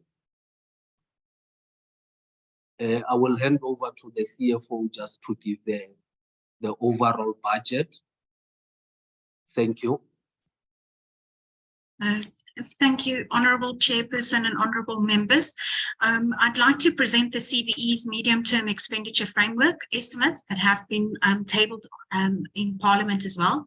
So program number 1, you would notice our standard fixed cost that the entity incurs. And based on the resolution that was taken in Parliament, all the administrative cost is currently housed under program number 1. And you would see there that it has stayed consistent for a number of years, and that the average growth rate for the period 29-20 to 2022-23 has been 0.5% on program number 1.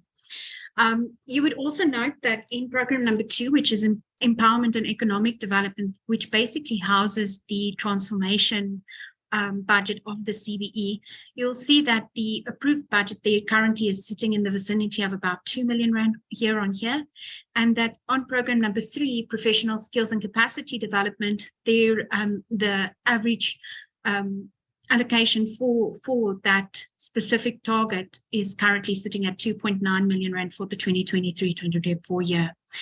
Then Chairperson, on program number 4, which is our research and knowledge management project that we've alluded to while Mr. Manamela was presenting the APP, we've also allocated 1 million rand out to that project.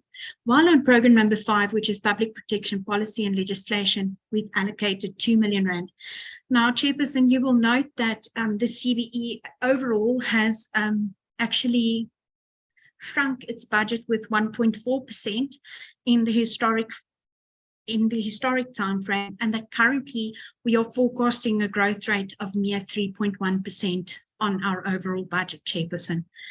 Then just to, as an overall, just allocate out to show that, as Mr. Manamela has highlighted together with the CEO, that program number 2 and program number 3 are very interlinked in the sense that the transformation forums are still continuing with the work and influencing the regulations as is deemed fit, but that while that is continuing, the only way for the sector to be transformed is through skills development.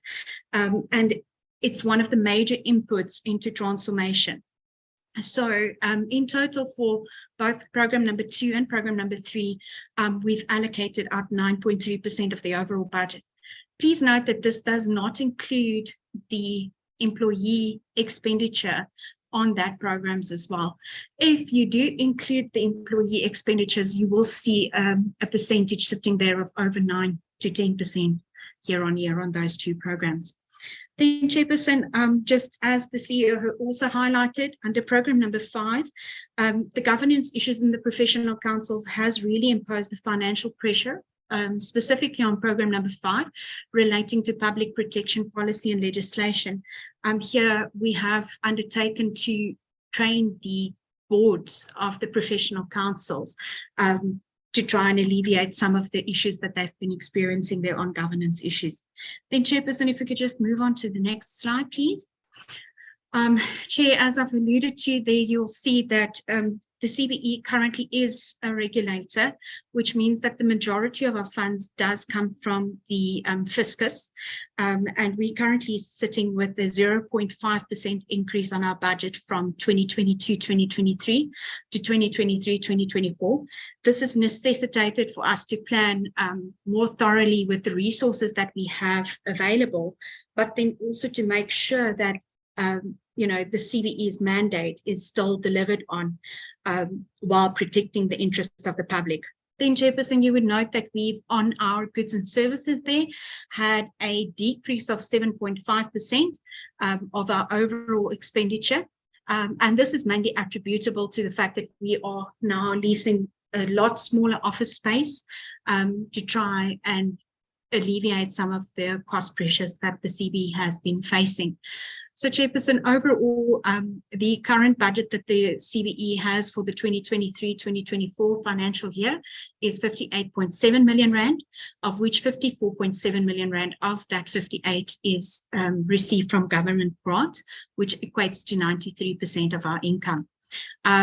Then we're also collecting 2.5 million rand in levies from the 6 professional councils, while there is currently deliberations going on about collecting membership fees from the other three councils as well. Then, Chairperson, we're also forecasting a 1.5 million rand on both interest as well as the revenue that we are targeting on our APP. Then, in terms of our expenditure for the medium-term framework, just to note that our current expenditure on compensation of employees is sitting at 42.147 million rand. This equates to 69% of our budget, while goods and services is sitting at 17.355 million rand, Chair. You would note that the majority of the CBE's expenditure being related to the regulator actually means that a whole bunch of our expenditure relates to having warm-bodied employees there to deliver on our mandate, Chair. So in the expenditure in total, then there is 31% that will be spent on goods and services. And then, Chair, just to highlight, over the 3-year MTF period, that we will have a 3.1% forecasted growth rate, which is below inflation, currently being forecasted of 4.45% for the CBE. And then it just shows that we need to obviously further engage on this matter going forward to try and find more suitable financing for the CBE. Chairperson, I believe that concludes the presentation on the budget allocation, and we will now accept questions. Thank you. Thank you very much, Chairperson. Just to conclude, Chair, just to appreciate my colleagues for the submission we've made to the committee. Chairperson, just a few things to summarize our input. We listened to the committee's concerns on a number of issues that you have raised with us. We are changing the course. We are in a transition as an organization. We have a newly appointed council. We are concluding the cycle on our E&E and the budget cycle. We have a new minister. So some of the programs that we have presented to yourselves can act as enablers for us to get to where we want to be in ensuring that the issues that we have raised as the committee are attended to with speed and the impact that is required. Just as an example, some of the point that was raised by committee members, I think it was Honorable Mare, was in relation to the spread of the built environment profession.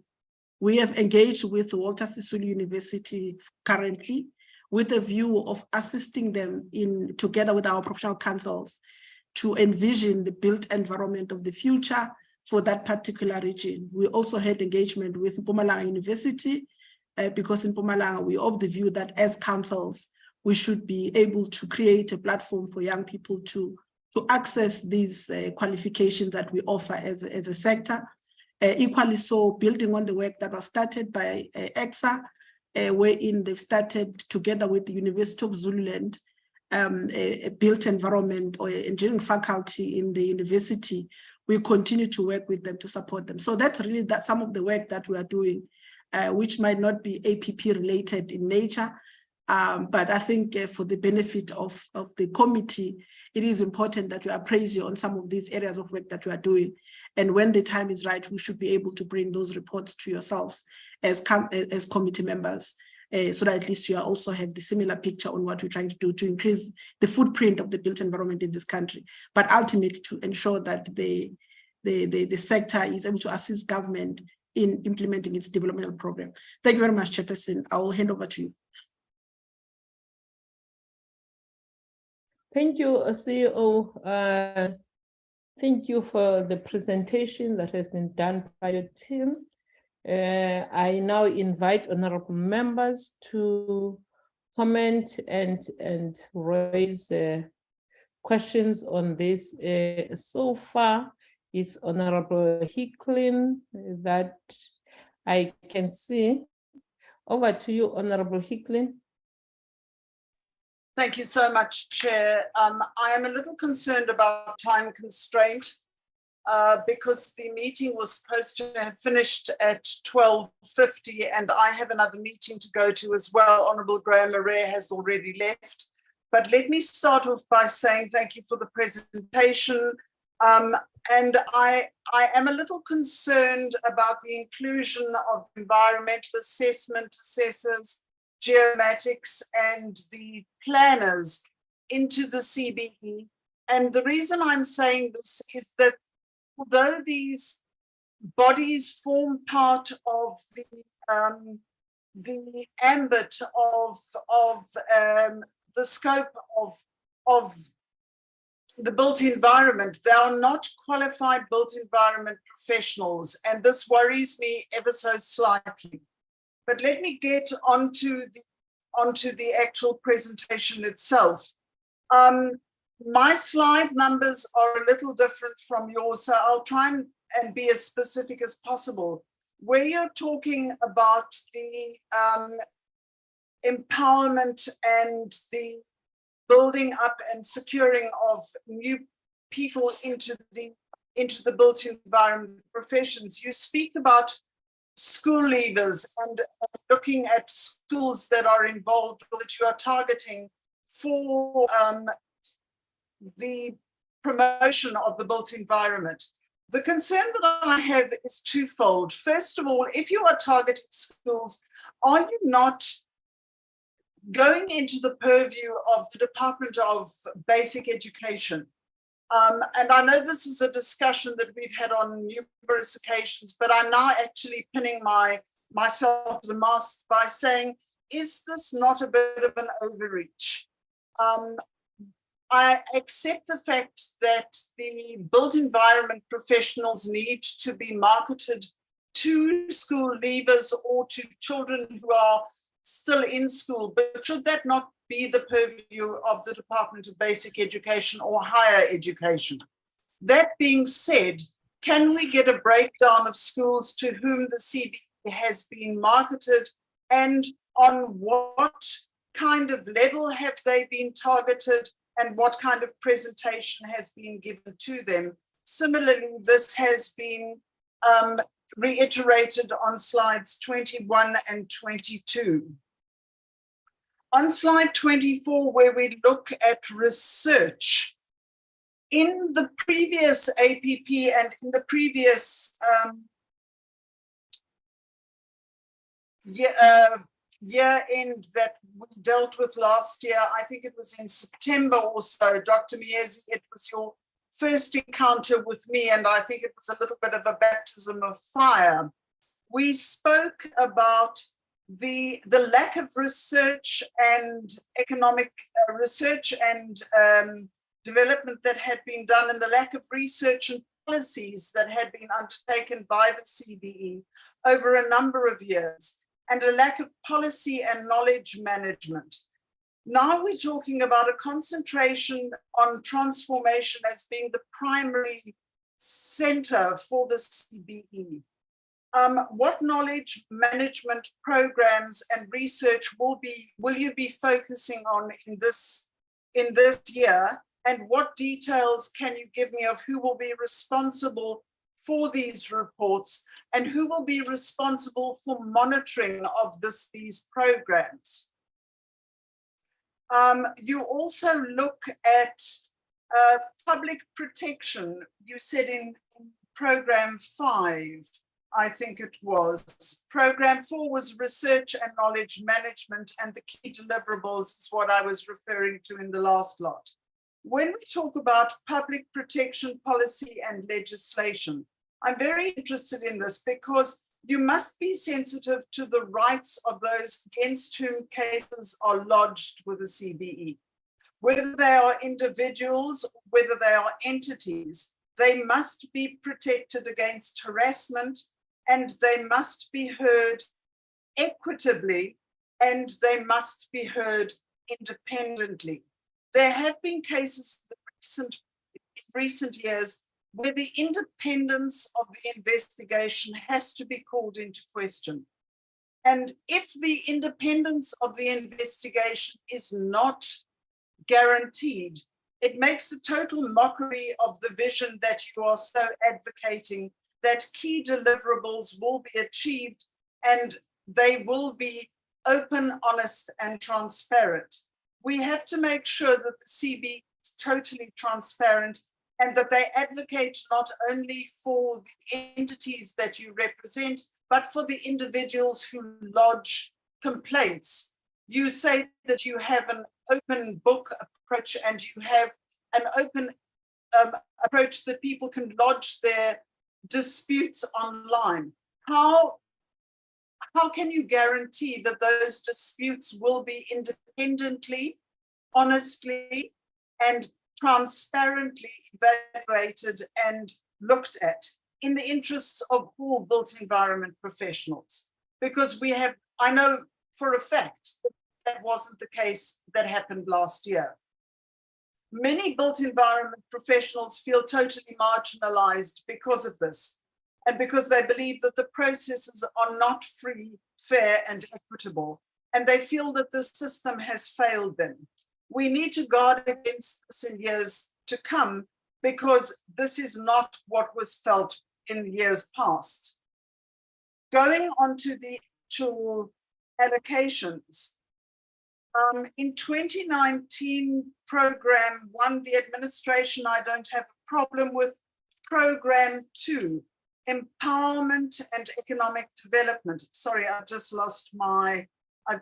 touched my iPad that I'm looking at and I've just lost it. Bear with me 1 second. The estimated expenditure remains under that of the 2021-22 allocated budget. And this indicates that even in 25-26, you will not reach your overambitious 2019 target. That concerns me somewhat, and if you can try and explain that to me. For program 3, the professional skills and capacity development includes the district development model, which, as we all know, was abject failure. There was an overspend of a considerable amount of money between 2019 and 2023, primarily in the 2019-2020 year. For 2022-2023, we see a negative growth, and that this will apply. I can't read my own handwriting. And you're looking at a forecast of a 6% growth up to 25-26. How do you attribute this? To what do you attribute this, and how is it going to be accomplished? In program 4, you speak on research and knowledge management. I've already spoken to you about the dismal 2.98% of the budget allocation that we had in last year, where only 11,000 Rand was spent on reports and only 3,000 Rand was spent on advisory notes. How are you going to address that in the coming years? And what do you expect to see in the coming years in terms of research and knowledge management? Again, I say to you, the public protection policy and legislation is where my biggest concerns are, because between 2018 and 2021, not a single compliance report was forthcoming from the CBE at all. And so I need you to explain to me how the funding of the projects will be anticipated with such a low growth rate. And how do you expect a dismal performance such as we've had in the past to be turned into a positive in the future? Please, can you fill the portfolio committee in on what will be used in policy and legislation in this public protection division, and how you expect it to benefit built environment professionals. I see also on this slide, this budget slide, there's a line item called sales by market establishment. Please, can you explain this to me? Because I don't understand it. Dr. Miezi, the other point I would like to ask you to supply us with is your new council organogram.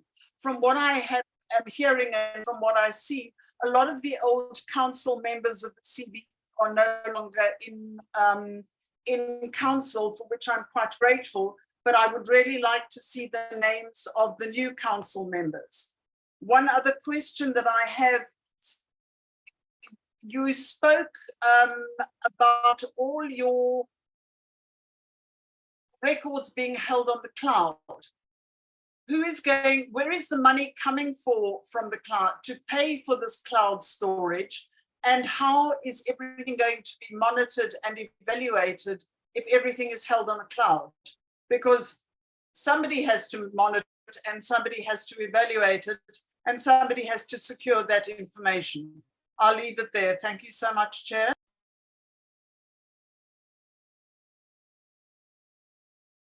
Honorable Hicklin, I don't see any hand. I have a device here that doesn't show hands. In the absence of hands, I will then raise my comments. One, in appreciation that you are bringing in other councils to CPE, not only the ones that you have.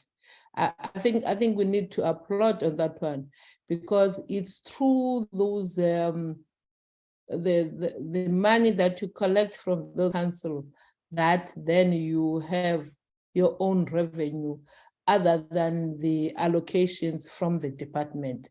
So to me, that one it's a good cause.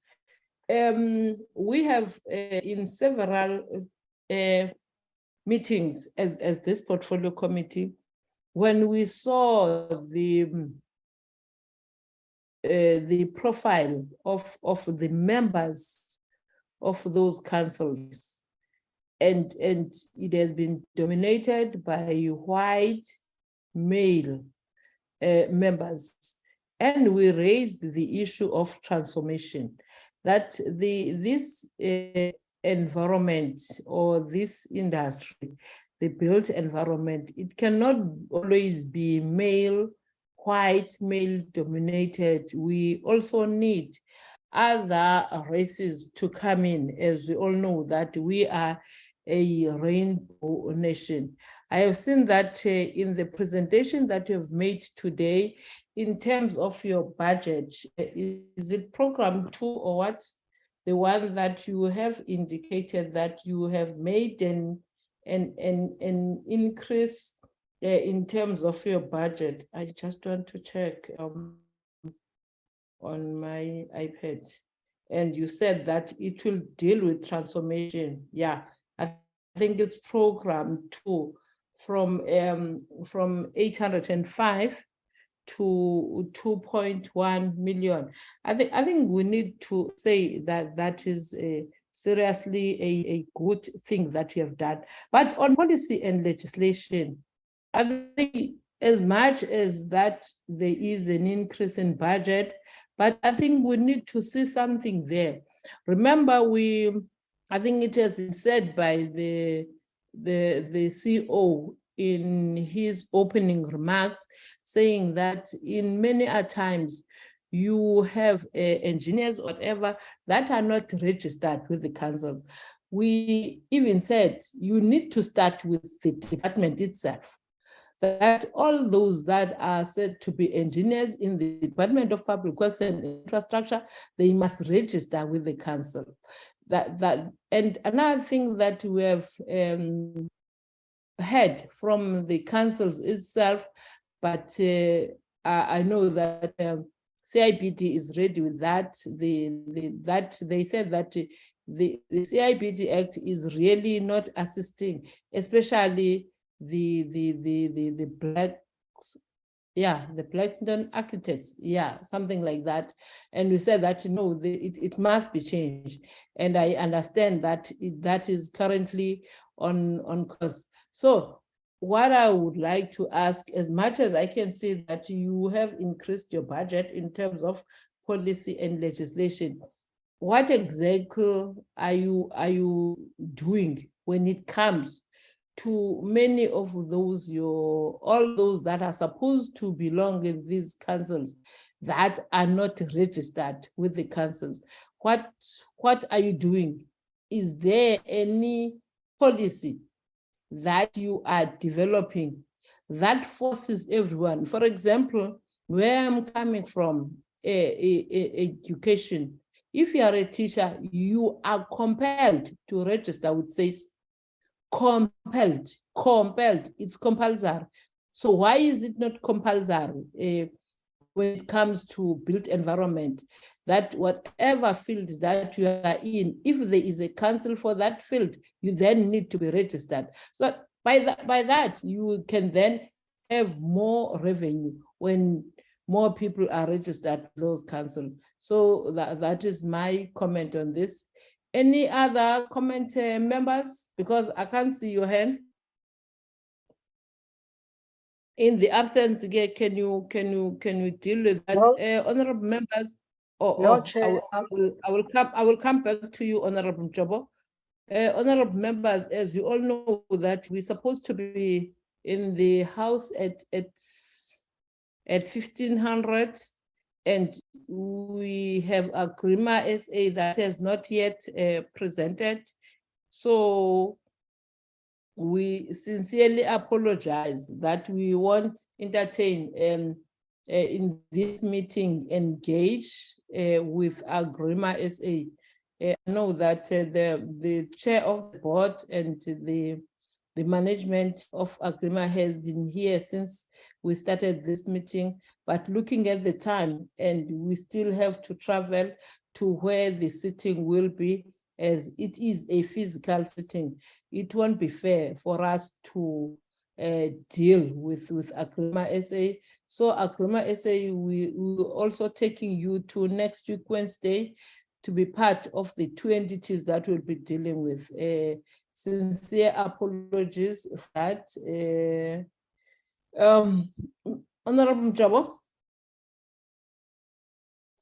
Thanks, Chairperson, and greetings to the board and the CEO. Chair, covered with you, special on the issue of transformation, and I'd like to welcome the report and congratulate the CICBE on the clean audit. Thanks, Chair. Thank you, Honorable. CBE is one of our entities that is always receiving a clean audit. I also congratulate you, chairperson of the board, which is deputy chairperson this time, and CEO. Let's I see DM's hand is up. DM, can I give it to you now, or maybe after the CEO and his team has responded?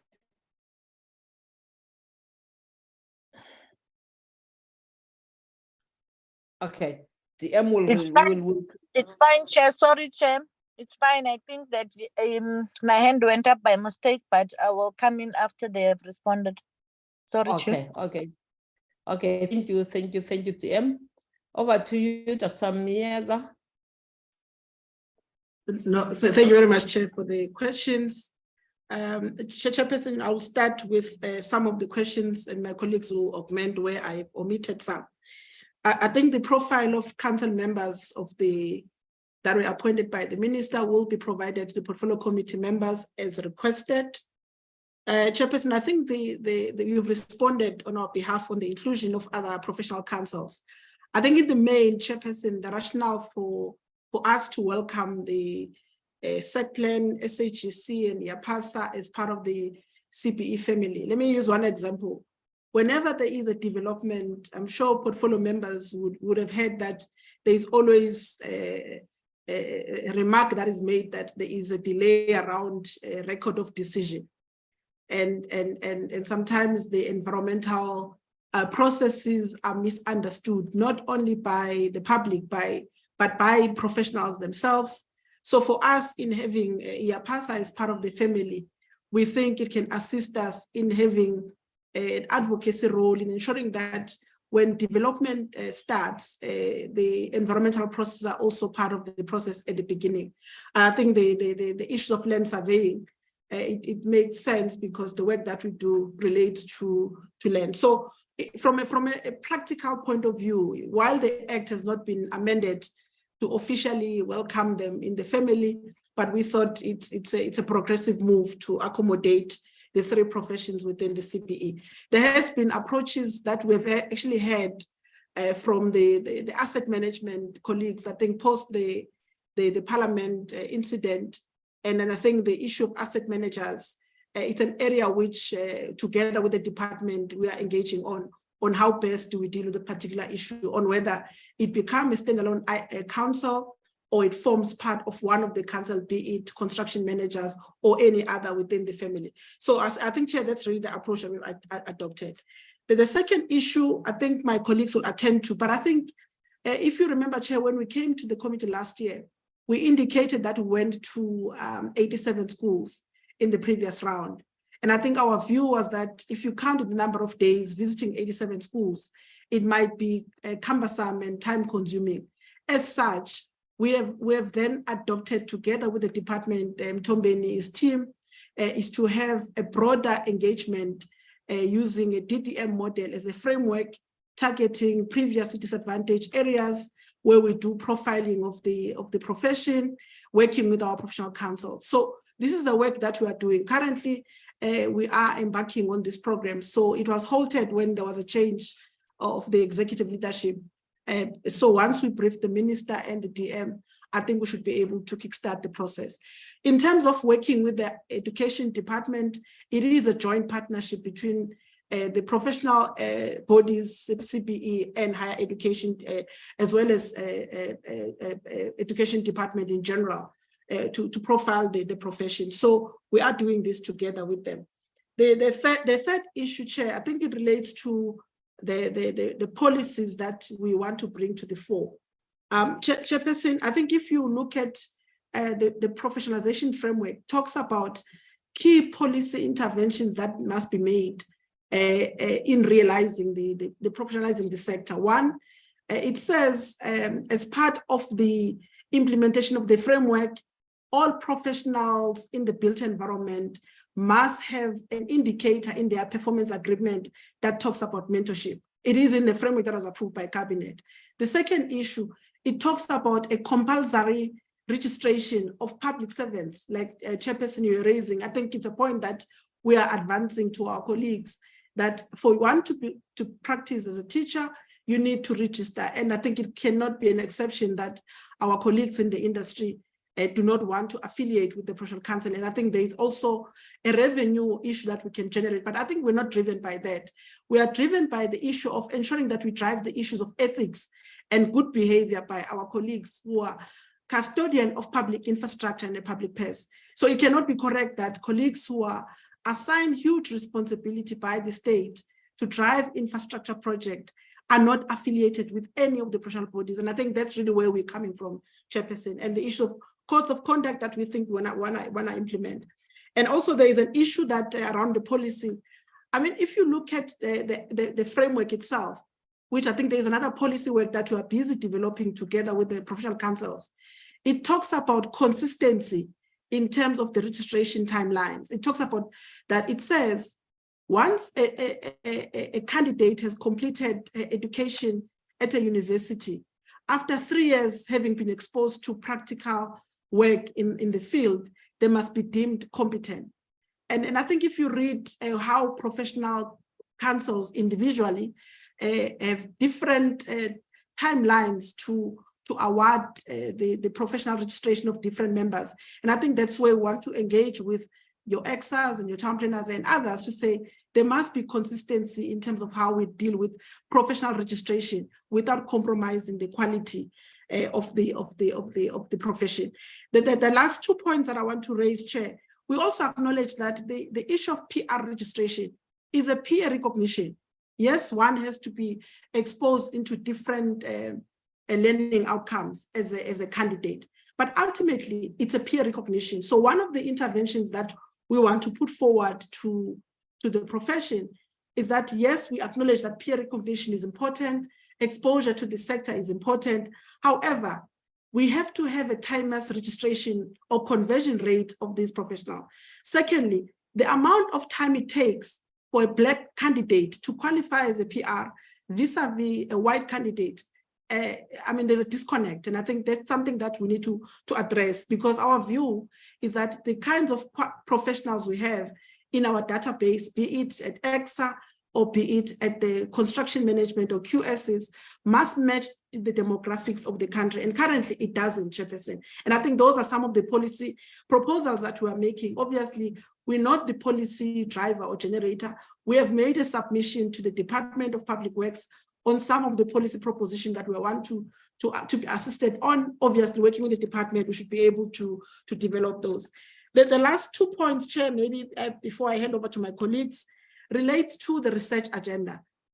We acknowledge that CPE is not a research organization. However, in this day and age, if you don't have data, credible data for that matter, on-time data, you are not able to make informed decisions. As such, we are building capacity for research. In the interim, we have a co-sourcing model where we work with like-minded partners like your UJ, your VETS, your Walter Sisulu University that we are actually engaging with, as well as TE2 and other institutions, to ensure that they augment the capacity that we might not have internally at this point in time to drive some of the research outputs that we are actually pursuing. And also, just to expand the scope of our research agenda, we also acknowledge that the work of a PR in the bigger scheme of things is dependent on the support that they will get from an artisan.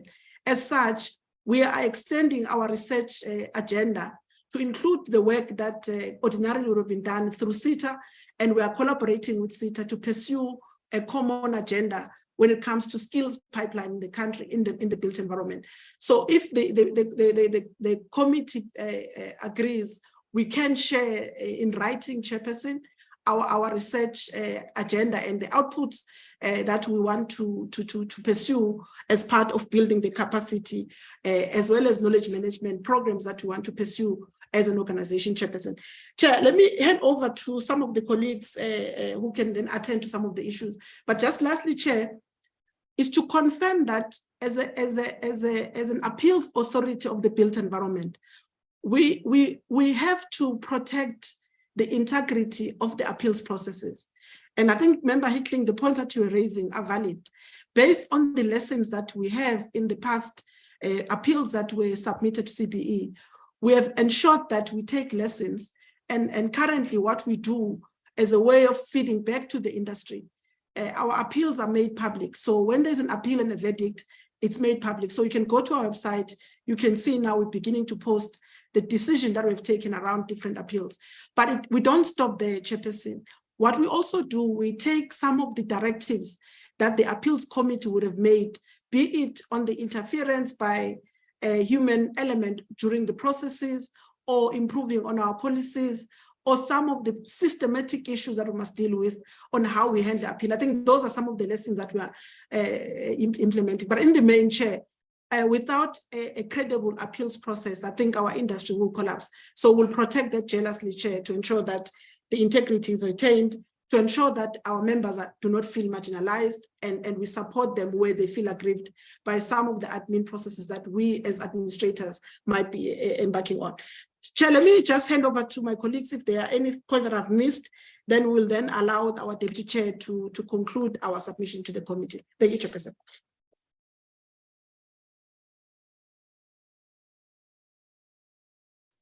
Thank you, Chairperson. Yeah. I would like to respond to Honourable Hicklin's questions regarding the finances.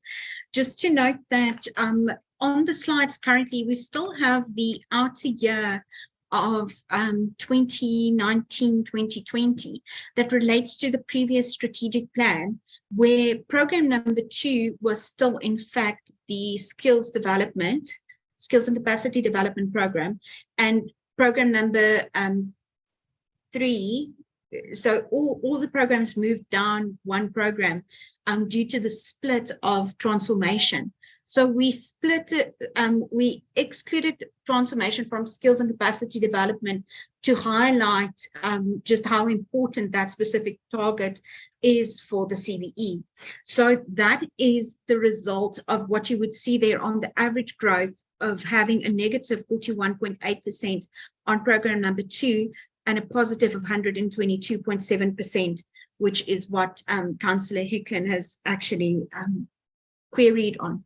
Then, Chairperson, on the district model for the candidacy, the over expenditure in 2019-2020 actually related to surplus funding that was approved by National Treasury.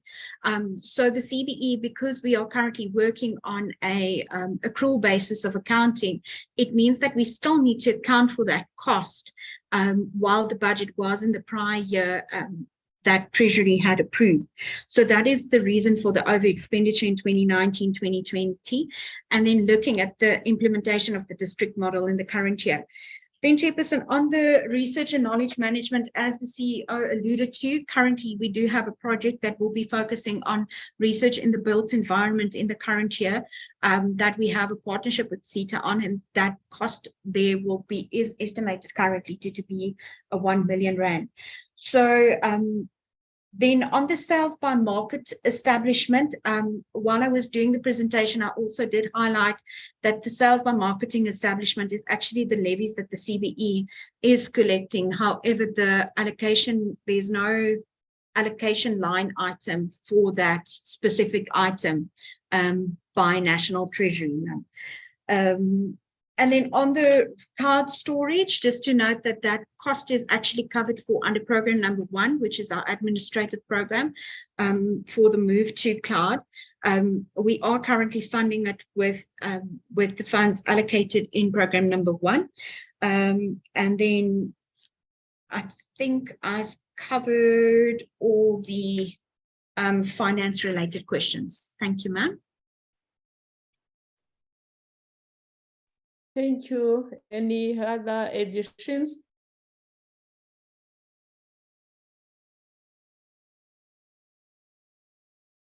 We covered all of that, ma'am. Thank you very much.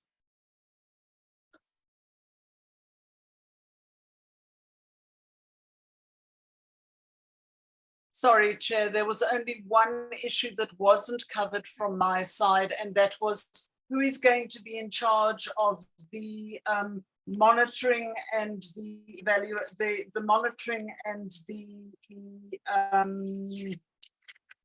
the monitoring of the cloud information for the CBE. Who's going to be responsible for it? That was the only thing that wasn't covered from my side.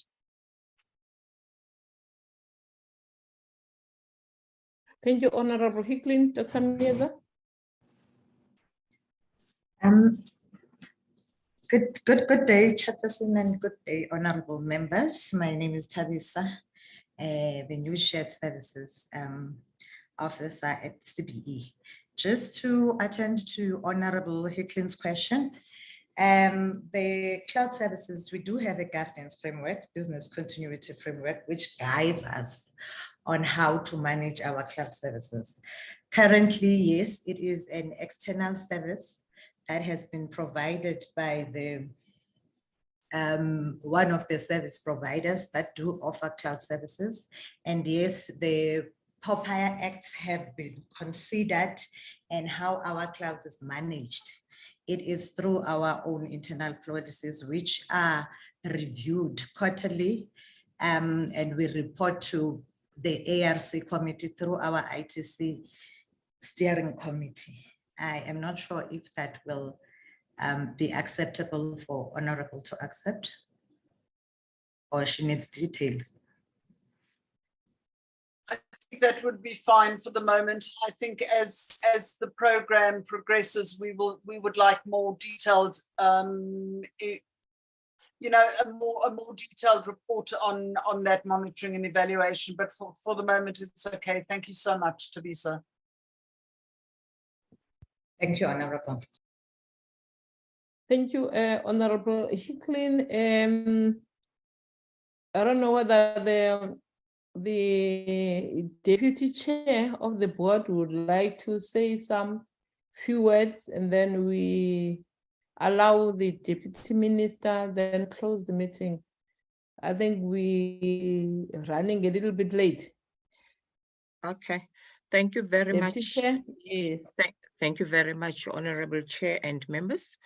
We appreciate the time, and we really also appreciate the engagement, and we have noted everything which has been raised, and we will be in a position to address everything as soon as possible. Thank you very much for the opportunity. Thanks. Thank you, Deputy Chair. Deputy Minister. Thank you, Honorable Chair. Chair, I would like to thank the entities for having come before the committee today. And that shows that when the oversight is being done by the committee and entities are being called before it and they respect it, which is in line with good governance and integrity of these entities.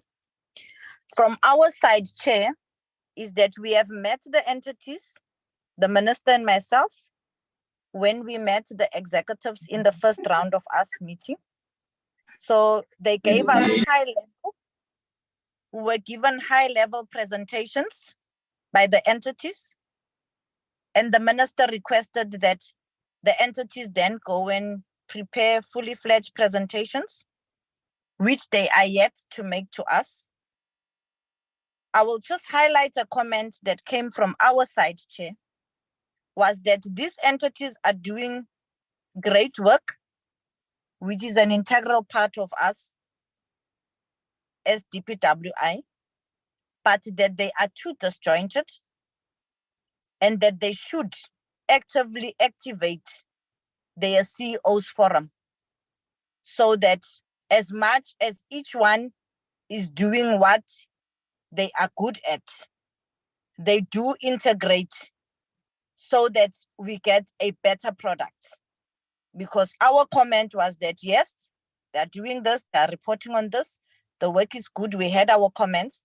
And in the interest of time, Chair, I'm just saying that all the entities must work together and not work disjointedly, because that is the gap that we commented on, that is there. We are hoping that the CEO's forum will start actively sitting so that they talk to each other and find each other. I thank you very much, Chair, and all honorable members. Thank you, Chair.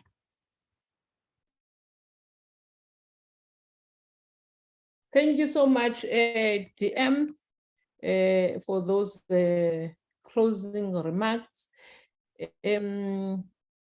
Thank you, honorable members, for your progressive engagements in the APP of the department and in the presentation from CBE.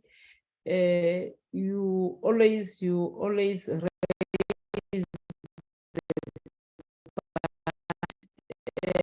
DM and to the minister in absentia, is that this committee always reads the information that we are given, compare with what is out there. That's why we saw those discrepancies when it came to the budget of PMTE. But we also appreciate the work that you are doing in the department. I think when acting DG was presenting earlier on, responding in fact into some of the questions, he said that they had to pause and all that. Acting DG, we can't have pause when we are working. We understand that you have a new executive, but it can't be a reason that things are not done because you have to take a pause. There is no change when it comes to the administration. A change only happened in the executive. So next time we can't pause. We have to continue. The new executive, you will have to brief it that we are here, we are working here.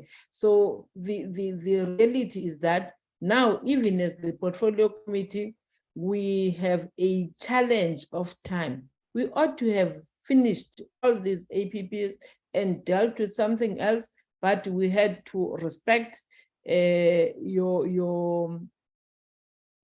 apologies in not bringing the info forward.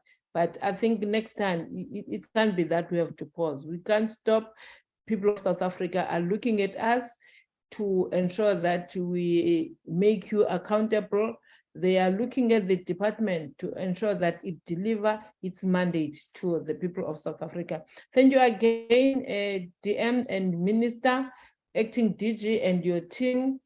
Our team from Parliament that is always supporting us, honorable members, for your contributions to today's meeting. Thank you.